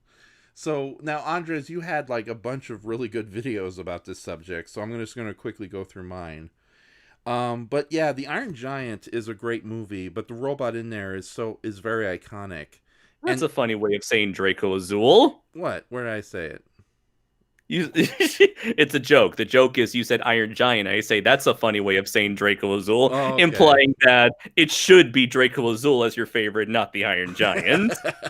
I like Draco Azul. He's a fun guy. Now that I explained the joke, it's not funny anymore. Don't hit me, Mr. Mark Hamill. Don't hit me. What's a Batman reference? Knowing the WB, because it's Thursday. Yeah, but with that says, I'm so happy we never got a straight-to-video Iron Giant sequel. Oh, God, yeah. It's like, return to Planet X or whatever, and we find out everything that we didn't need to know about the Iron Giant. The Iron Giant returns in Iron Giant Meets the Big Space Bat. We ripped off the book that this is based on to make a really crappy subpar sequel. It's like, those sequels wouldn't be so bad if they weren't so child-friendly, ballless. It's like, oh darn it, I'm thinking of those terrible Disney sequels. Yeah. Oh my God, we got. Just be glad we never got Dumbo 2 at the very least. Yeah. Quick question: is 101 Dalmatians, the direct-to-video sequel, any good? I keep hearing mixed messages. That was one of the few I've never grew up on as a kid. Okay, because some people actually say that's one of the better direct-to-video sequels. Mm-hmm. So, I don't know. We'll see. I'm not going to rant about the 101 Dalmatians. We're here to talk about fucking robots. Robots. So, robots. Yeah, so, yeah, the Iron Giant is a lot of fun, but I wanted to bring him up first and foremost because it's great we never had a sequel. I think as a standalone film, it works beautifully. But how do you feel about Warner Brothers whoring him out for all these cameos and guest appearances? I don't mind personally. Okay. I just like, after 20 years, I'm just like seeing him again. Yeah. It's the image. Yes, it goes against the entire message of his movie to have him kicking ass in Ready Player One, but fuck it, it's awesome. He's teaming up with Gundam to fight Mechagodzilla. Gundam. He's teaming up with, in Matt's own eyes, military weapons porn. It's ironic that according to Warner Brothers, Mechagodzilla is so powerful he can take out Godzilla, Iron Giant, Gundam, and to a lesser extent Kong. What does that say about our culture if Mechagodzilla is more respected than Godzilla? Robots are better than anything else? Yeah, that's the thing about robots I wanted to bring up. They are... I honestly think that I know robots do exist in real life, but so far they've just learned to walk and they're still as they can now jump and parkour and dance. If you've seen Boston Dynamics videos, they're cute, but at the same time, I fear it's like, oh yeah, these things are going to replace police officers a little bit, and even police officers will be on the receiving ends. You have 20 seconds to comply. But I used to be a cop. No. Well, you designed this one poorly. RoboCop reference. But with that said, robots really are almost the perfect fictional creature in all of fiction when you think about it, because you can do so much with them. They're fantastical but science fiction at the same time. Holy crap, we have fantasy robots thanks to the Japanese RPGs and steampunk. And it's like you can do so much with robotic characters. They can come in a wide variety of shapes and sizes and functions and origins, and they're not as limited or as creatively stifling as, say, vampires or zombies or even the kaiju genre. Well, no, I take that back. The kaiju, God, I almost sound like Big Jack Films there for a moment. No, No, the kaiju giant. we like enough of that. Let's not make fun of people we know and love. Brayton, you suck. Yeah, but no, it's like in the kaiju genre, for me it's like the original supernatural kitchen sink. I know we had that with like some of the Universal monster crossover films, but they always kind of kept their monsters away from each other within the same films. Meanwhile, you had like Godzilla versus Mothra, you have a radioactive dinosaur versus a mystical Mothra goddess, and then in Ghidorah you threw in a three-headed alien, psychic telepathy people, and a giant pterodactyl too. So it's just a really great, and I love that in the original kaiju films, you had giant monsters who weren't radioactive, who weren't extraterrestrial. They were just a giant monkey, a giant octopus, a huge walrus, but they still stand equal to Godzilla and King Ghidorah and all that. But it's so good that giant robots and cyborgs and androids are a part of that. So there's a lot of really cool giant robots to choose from. You know, it's so fantastic that we have all these different versions of Mechagodzilla. Some of them their own unique characters. Like I really do like Kiru. Damn it, did I say his name wrong? Kiryu. Kiryu a lot. So Kiru. Yeah.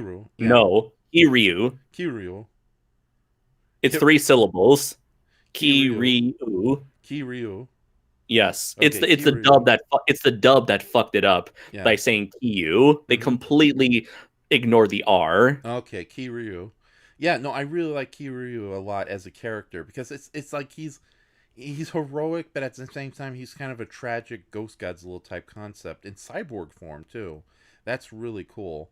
Jet Jaguar is a lot of fun. I'm so glad that the Godzilla fan community, as much as they're starting to suck more and more every day, they kind of they kind of turned around and come around on Jet Jaguar as like a really neat character that's just fun to have. And I love what they're doing with him in Singular Point.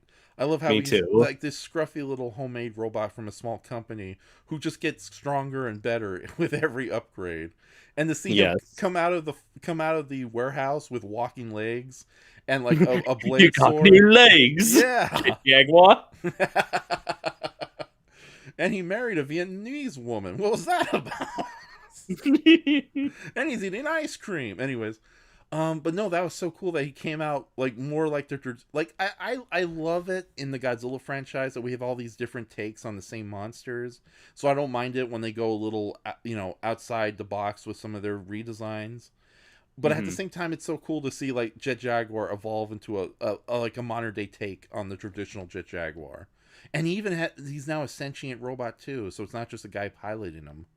So we had a lot of really great Megazords and characters from that franchise until they eventually started melding with one another. Just because it's like, we gotta sell more toys. Remember the good old days when you just had a handful of cool robots as opposed to like Power Rangers 100 Zords, remember and collect them all. But as far as like individual characters go, first off, I was thinking a lot about my top 5 favorite kaiju characters, and King Joe kept coming back in mind. And I know I was afraid to post him as one of my top favorite characters because I know you'd say, that's not a kaiju, it's a giant robot. That's a robot. So it's goddamn, it's a giant robot from outer space that fights Ultraman and other kaiju. It's a kaiju. To quote the Incredibles 2 meme, a robot is a robot. Oh my goodness. But yeah, I really like King Joe quite a bit. I think he's probably my top favorite. By the way, I'm just joking anytime I say that, right? Facebook. I know. Okay. It's like, thank God you're not like one of these kids who's like, is Clifford the big red dog a kaiju? I say this as someone who doesn't recognize the giant condor as a character in any Godzilla movie. You son of a bitch. King Kong doesn't count as a kaiju, yet you're bringing up Clifford the Big Red Dog. Oh, ironically. No, you didn't mean that, you bastard. And then I beat the kid up in an elevator, run away. Uh-oh, I said too much. See you at G-Fest 2022. That was a joke. Laugh, Andres. But yeah, no, I really do like King Joe quite a bit. And it's also, there's a bit of nostalgia going on there because I saw Ultra 7 at 3 a.m. on TNT because, again, the time zones are very different. So when TNT aired something at 6 a.m., it was 3 a.m. here in California. That was so cool waking up late at night and seeing the two-parter with King Joe. And just, he makes an impression, too, with, like, it's... you've seen weird flying saucers on Ultra 7, so you didn't expect they would combine to create a robot, let alone one with that really cool noise, the wonk, wonk, wonk, that weird noise. And we had so many different variations of King Joe throughout the franchise, including heroic good guy versions of King Joe. So yeah, he's a really cool giant robot character. Love for Jet Jaguar, already said that. Other favorite giant robots. Giant Robo, of course, he's a lot of fun. He's a great character. And Daitetsuzen 1-7. The Astro Megazord from Power Rangers in Space will always be my number one favorite Zord because it transforms into a Star Trek style spaceship that you can live in, and and plus the blue is always a great color. So. So many great giant robots out there. That's a question that is worthy of its own video in its own right. So, and then I'm just gonna stop there. Else I'm gonna start talking about all like the sexy female giant robots out there.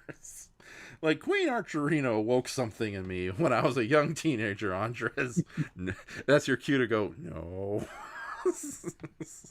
no, Raph. This is a classy show. But with that, is it though? Nah, where's the Miss Blue picture? Oh my god. And even robots I don't like, they still are pretty cool in their own right. Like the first, okay, I do like the Jaegers, although I still complain that they suffer from the Hollywood lack of knees. Knees? Yeah, they have really suspect looking knees. Like a lot you care? Who gives a shit about their knees? I do, because it's like a lot of giant robots in Hollywood fiction. It looks like if you took an iron pipe to the knees, the robot will instantly break apart because the knees always look like the smallest, thinnest part. And I don't want to reveal too much, but I'm doing a bunch of illustrations for KaijuNoir. And if I miss KaijuNoir, I have the fallback of KaiJuly. Thank you very much, Brayton, for that wonderful pun you came up with. Plus, it's a great way just to avoid, if I miss the deadline, at least I have an extra month. But one of the characters I'm making for KaijuNoir of the illustrations is Hollywood Hack, my take on poorly designed Hollywood robots, and that's all I'm going to say for now. Shay Smithers brings up the Big O. Yes, the Big O is a fantastic giant robot. It's like, you like Giant Robo, but he's not steampunk and opposing enough? Well, here's a coat of black paint, and here you go. So yeah, giant robots are just like, robots are awesome as it is, but giant robots, oh my god, that's a massive can of worms right there that you just want to eat up. That sounded horrible, but I couldn't think of any other analogy. So, Andres, do you want to add anything to your favorite giant robots, or? Let's see. I'll definitely add one more big shout out to Get a Robo, my number 2 favorite giant robot of all time, franchise of all time, and Gundam as well. Number 1 favorite being the God Gundam, aka the Burning Gundam from the English dub of Mobile Fighter G Gundam. Essentially, it's a Super Saiyan. It's a Gundam that can go Super Saiyan. What more can you want? Prior to that would be what was it? Gundam, the OVA version of Wing Zero, one of the most beautiful designs I've ever seen in a giant robot. Those metallic angel wings are really cool. I've never seen it repeated on any other robot. Let's see. There is also the original Megazord, which I also, love dearly as a symbol of my childhood, as well as being a badass warrior mech that, while comprised of 5 different robots, has like a very unique, cohesive design. Save the legs, but the legs just add to the charm. Mhm. Um, the original Get a Robo, just for its pure classic aesthetic. The cape, the tomahawk, the fact that it's three robots in one body technically. So it's one of the greatest gimmicks I've ever seen in a robot. A thing can combine 3 ways to make one of 3 different robots. Um, and see, and the original Gundam I also love to death for its simplicity yet its sheer like brilliance and in its iconography. Yeah. Uh, let's see what else. There's probably a lot more out there, but I would say those are the 5 that really pop into my mind as well. And a big shout out to Mazinger Z as well for not only being the granddaddy of all not the granddaddy, but like the thing that it didn't establish the giant robot. It didn't start the giant robot genre, but it established it as a piece of entertainment that you could easily bank on for decades on end. And the fact that it's also a design. Mazinger Z is also a design that is so simplistic yet can stand the test of time, and it's got such a unique charm about it that you can make a movie like 40, 50 years later with Mazinger Z Infinity, and it still comes off as a badass and, in my opinion, arguably still unique piece of media, piece of fiction. I have yet to see that movie, but I just got a copy of it in the mail yesterday. Is it any Sweet. good? Oh fuck yeah! This is a movie that was really made for Mazinger Z fans, not for newcomers. If you are in any way familiar with Mazinger Z, you will love this movie. Awesome, awesome. So with, I said a can of worms, but I should have said you broke the floodgates, Robo Draco Zool. And also Draco Zool, available now on Amazon and Comixology. Oh yeah, and McKenna Hoxon, Jack Hoxon's giant robot. Everyone loves them, right? Right? No. Freaking sounds. And we got Godzilla Gamer 77 coming here saying, "Man, this stream be bussin'." Did he know this was happening, or did you just come in and start talking about busts all over the place? You people and your bussins and your bust this and your bust that. It's highly horrible. How dare you talk about busts? Because bustin' makes them feel good, Ralph. Oh. Okay, quick mention of some obscure giant robots I was just thinking of. There's a 1957 American movie called Kronos that features one of the most ridiculously simplistic robots ever. It's literally just a rectangle with a dome for a head. But my god. Yeah, but the movie is a lot of fun in its own right.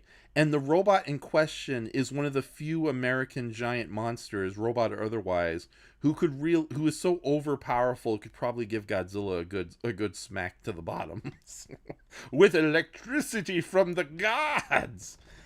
Also, I know it goes against the very idea of science fiction robots, but I do like mystical robots that have like a mystical or magical element to them. There's quite a few of them. Yeah, so a lot of the Power Ranger Zords, for example, there's also sometimes it doesn't make sense. Like I know the whole thing about the Mystic Zords or the Magi Ranger Zords, they're technically not robots. They're just transformed sorcerers into giant metallic form.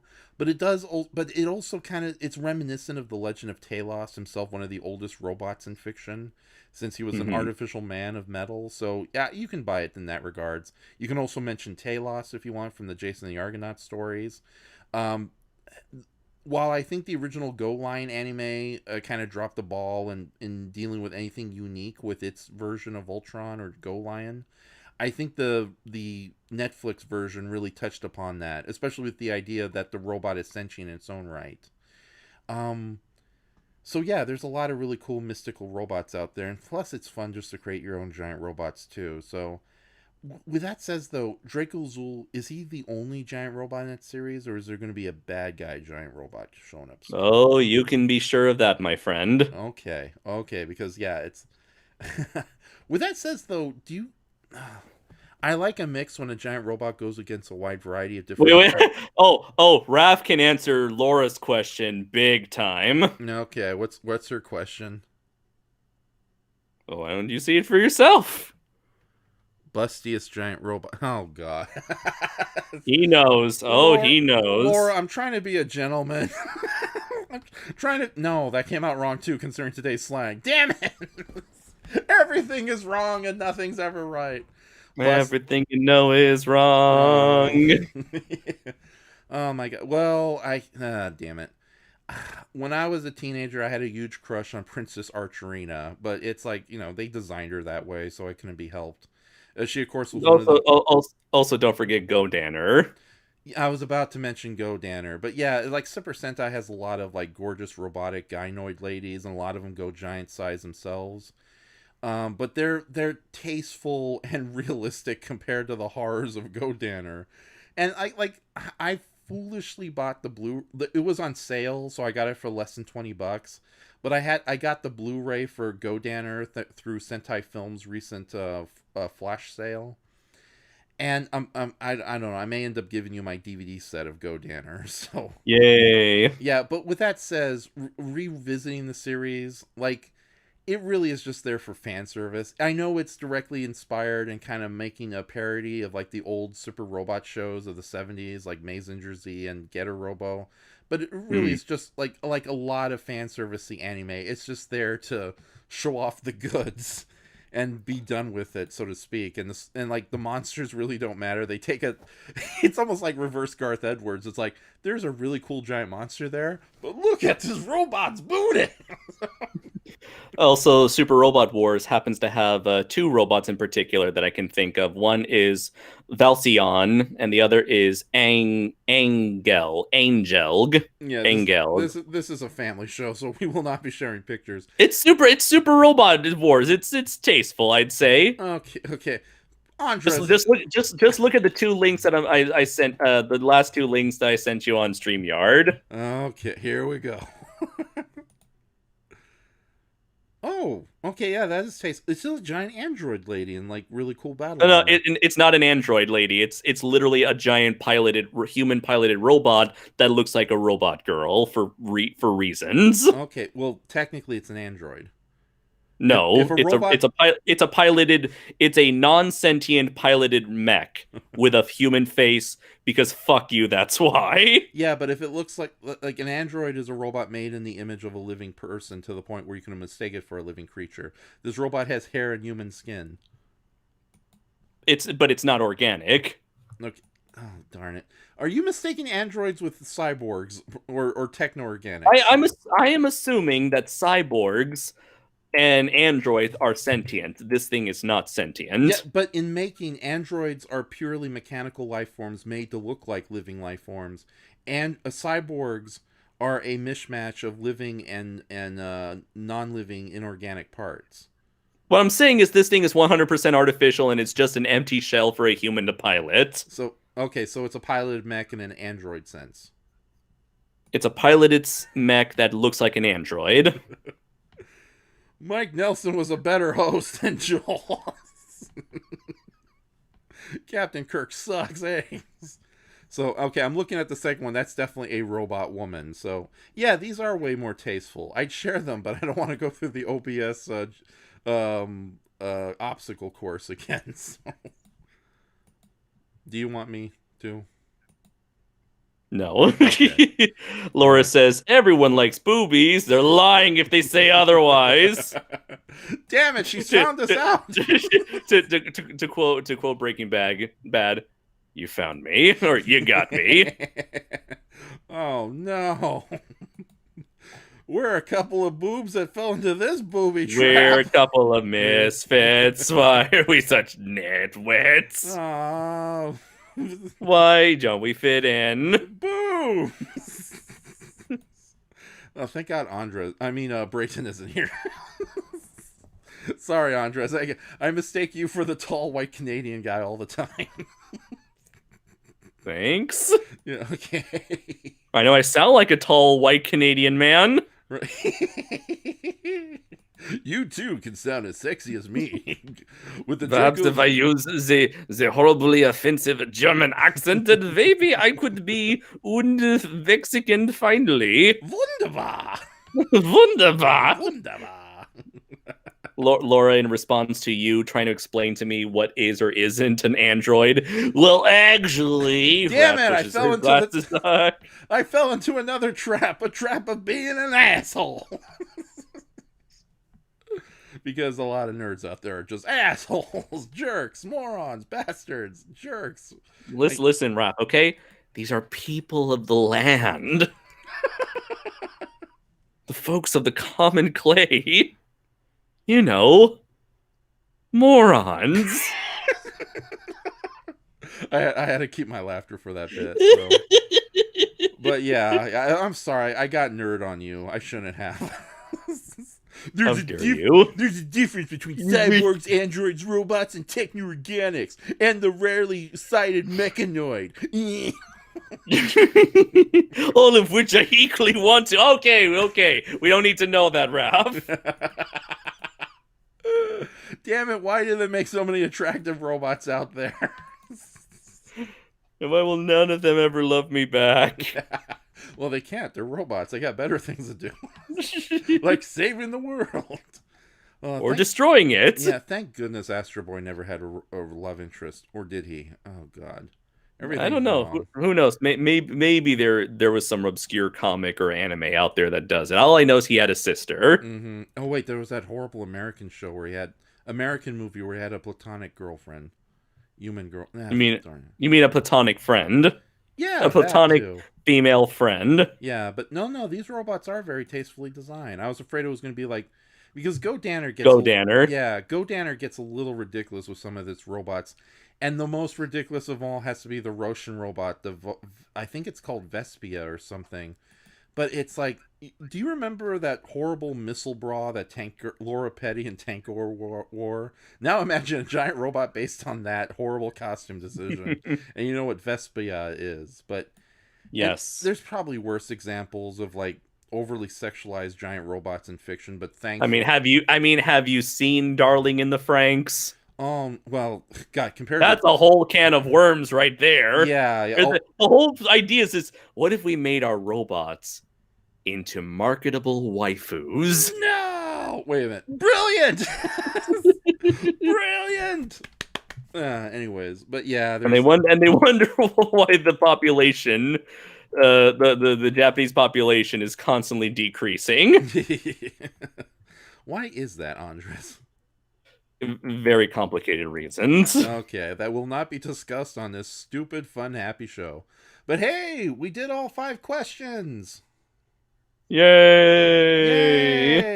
It's like I wish I had some fanfare music on tap. Da da da da da da da da da da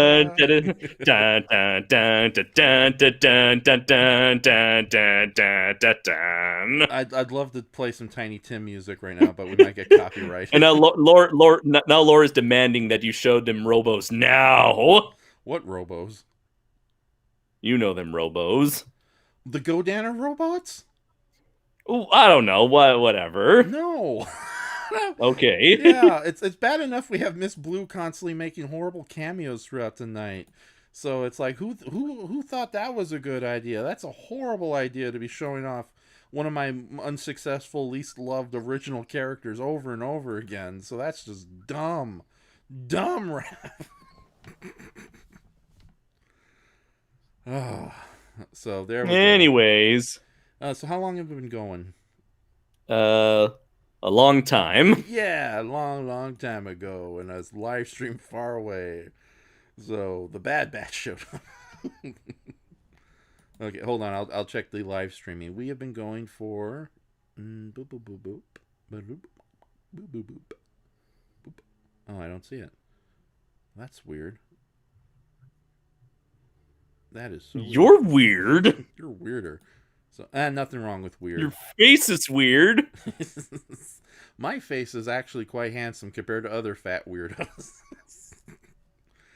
3 hours and 10 minutes. Okay, so I think we might have to close it up pretty soon.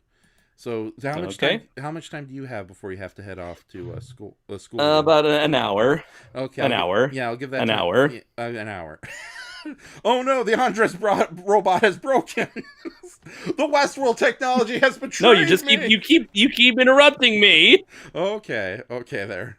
Yeah, and also I'm honestly getting tired because I'm literally making a new. I'm not going to go into details, but for Mother's Day, I'm more or less making a new room for my mom so she can just have it as a neat little place all to herself. So I've been doing a lot of heavy lifting and repairs this whole Hmm. week. So I'm Hmm. proud of the work I've done, but at the same time, yeah, I need to take today off a little bit. Well, what's up? What? Oh, you were laughing at something. Okay, I guess we probably got lag now. No, no. No, no, okay. No, no, we don't got lag. You responded right away. Okay. All right, we're good. We're good. Okay, but with that says, I think I'm going to quickly plug some recent videos I did before I let you do the Dracozool. What is it? The cell, the shenanigans. Yeah, Shenanigans. but on our same channel, on this very channel, me, Andres, and our friend a Riff Witch, we did a live stream talking about our thoughts on Pacific Rim: The Black, and we were a little more forgiving of that than we were of Godzilla vs Kong. So, but that's available on our channel. So go ahead and go to my videos, and you'll probably find it. It's a fairly recent one. On Brandzant Films, our friend's Brayton channel, which has the fan-made episodes of Godzilla versus Gamera versus Mystery Science Theater Round 2. I co-hosted another live stream with him discussing questions about the project, as well as doing a very informative live watch of our Gamera versus Virus episode. I'll be sharing links of that pretty soon, and that's the title card we did for it. That's marked, by the way, as another Crimson Weirdo. So I don't. For some reason, Brayton and I have fallen in love with his random characters. So, and what else do we have? I already mentioned the Zillafoot, and that's practically it as far as recent projects go. So go ahead, Andres. Mention your Draco Zul comic as I find the links to some of the stuff we've done recently. Yeah, you can check out my indie comic, Primal Warrior Draco Azul, issues 1 and 2, on Amazon, Kindle, Comixology, and physical and digital formats. You can also get my anthology book, Primal Warrior Draco Azul, Full Metal Chronicles, available on paperback and Kindle on Amazon. And you can also check out my YouTube page, which is KaijuNoir. You can check out some videos, podcast series that I do called Fully Endorsed, where my friend Dylan and I just review movies that we recommend to each other back and forth. And yeah, you can also be sure to follow Draco Azul. Any and all news regarding Draco Azul on the Facebook page, as well as my Instagram, which is just KaijuNoir, the Facebook page being Primal Warrior Draco Azul. Wow, you got it down to a science, don't you? I've had a lot of practice, my friend. Exactly. So, thankfully, all those beatings from Matt Burkett and Zazubar helped, right? Not this again! Punch, punch, punch, punch, punch. Okay, so, and one last picture of Draco Azul looking mildly confused at the attractive Sphinx girl. So, He's like, why the fuck am I even in this? damn you, Raph! Or yes, Raph. He's like, I don't know how to feel about this. Okay. I'm sickened, but curious. This is the rom-com starring little Draco Azul and Mickey the Sphinx. Draquito Azul.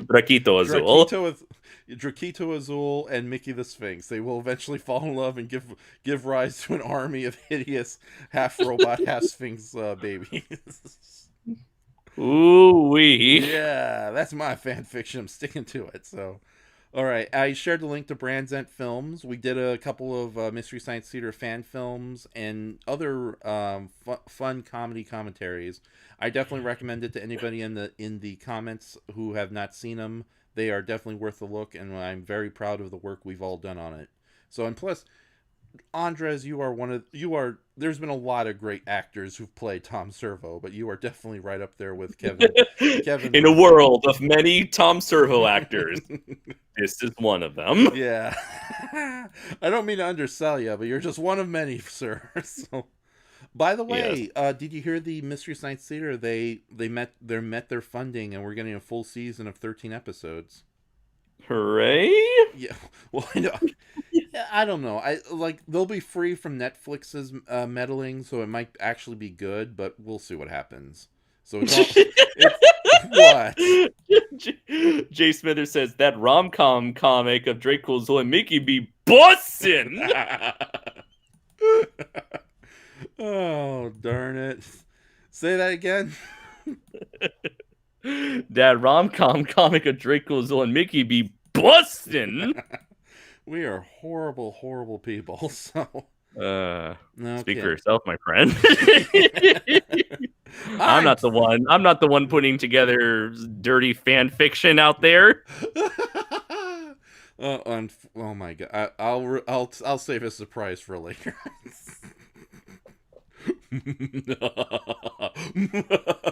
Oh, that's right. What's the next episode of Fully Endorse? It will be about WandaVision, followed by our episode on Danger Diabolic, followed by our episode on War of the Worlds, Jeff Wayne's musical version of The War of the Worlds, the official game of the movie. Nice. And I know you have a guest star for the Danger Diabolic one. Yes. Some poor soul you just got off the street hiding behind a mask of confidence. Who's also a genius and is very handsome. But you're not having a guest for the War of the Worlds one, right? No, we do them every 5 episodes. Okay then. So although our mutual friend, oh crap, I forget. The one who really likes War of the Worlds, he's on the tip of my tongue. Yeah, him. Yeah, S452. Okay. I was trying to think of a different name outside his handle. Yeah, Yeah, I'm so happy we did that live watch with him. That was a lot of fun. So, Okay, but yeah, I think I'm gonna call it. Tonight was a pretty good show. Andres, thank you so much. You were a really good company. I'm so sorry, everybody. I got a little loopy. That's the word I was looking for, not whoopee. Loopy. I got it loopy towards the later half of tonight's live stream. So, but yeah, like I said, I've been doing a lot of physical work. I'm proud of the results. It's going to be one hell of a Mother's Day. Well, I've done so well that Mother's Day has basically been paid for. But yeah, Mother's Day is coming up this Sunday. For anybody who forgot about it, so definitely do something special for your mama. So, Be good to your mother. Yeah, you treat her right. Like dynamite. You don't get what I'm referencing, do you, Mr. T? Yes, he did a whole rap about respecting your mother. I'm Mr. T. So treat her right. Treat her right. Or I'm going to come to your house and beat the shit out of you. From your mother. My mother. So treat her right. Treat her right. Oh my god, that was the whole song then. What? Oh god, was this the 90s? No, it was part of like an 80s VHS thing called like Be Somebody. Oh, be somebody's fool. Oh my goodness. It was one of those, it was one of those things. I believe it was on Red Letter Media's best Wheel of the Worst as one of those like awful like VHS cash-ins where it's just Mr. T teaching you to be a good person. Oh yeah, okay, now I know what you're talking about. I remember that, but it was so short they couldn't do much with it. Other than that, it's like that was weird. Actually, no, they never did pick that movie on Wheel of the Worst. Really? Okay. Yeah. Okay then, but I know what you're talking about now. I get that reference. I'm an old man who was frozen ice. Okay, so enough of the old people jokes. All right, so any last comments we want to read? Laura says you should totally do Bubblegum Crisis if it would be easy to find. Shay Smithers says it was great hanging with you guys. Thank you, Shay Smithers. It's always good to have you around. And Laura, thank you for hanging with us too. Thanks, guys. That was hilarious. Big thanks to everyone. Also, shout out to Nick and Laura's podcast, the Review Roulette podcast. Do follow them, where those two and a couple of their bring a couple of random friends together to watch a movie randomly selected through the titular roulette. Oh, nice. So, do you have a quick link we can share there, or don't worry about it? Let's see. You can find it on iTunes. Okay. All right. Awesome. All right. And Podbean and iTunes. You can check it out there. Yeah, just don't put your Podbean in the ground, or you'll be stuck with a iPod stock. You proud of that, Ralph? No. If I okay, found a link. Here's the link for Review Roulette. Okay, cool. So, okay, I see it. Yeah, let me highlight it and post it. Yeah, that's one of the unfortunate things. Like, a lot of people really can't share their links from our end, so I also want to thank Titan Goji and who else did we have earlier? Ace and Sean. Ace and Sean. Yeah, we had a lot of and Jugless Juggler. We haven't seen you in ages. Yeah, Mm. and Ace. Yeah, you already said Ace. You already said Ace. Mr. Smithers. Yeah, Steven. Okay, that was the other name that was. And Carwell. And yeah, thanks everybody who came over. Well, yeah. Yeah, this is another successful live stream. Thank you so much, Andres. Now, with that said, I'm gonna like I promised earlier, I'm gonna close out the night by playing the song we opened with. So if you want to meet, Mr. T's treat your mother right.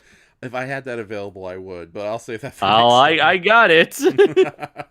No, I'm going to be playing the main theme song for Age of the Great Dinosaurs, a lesser known 1970s anime movie.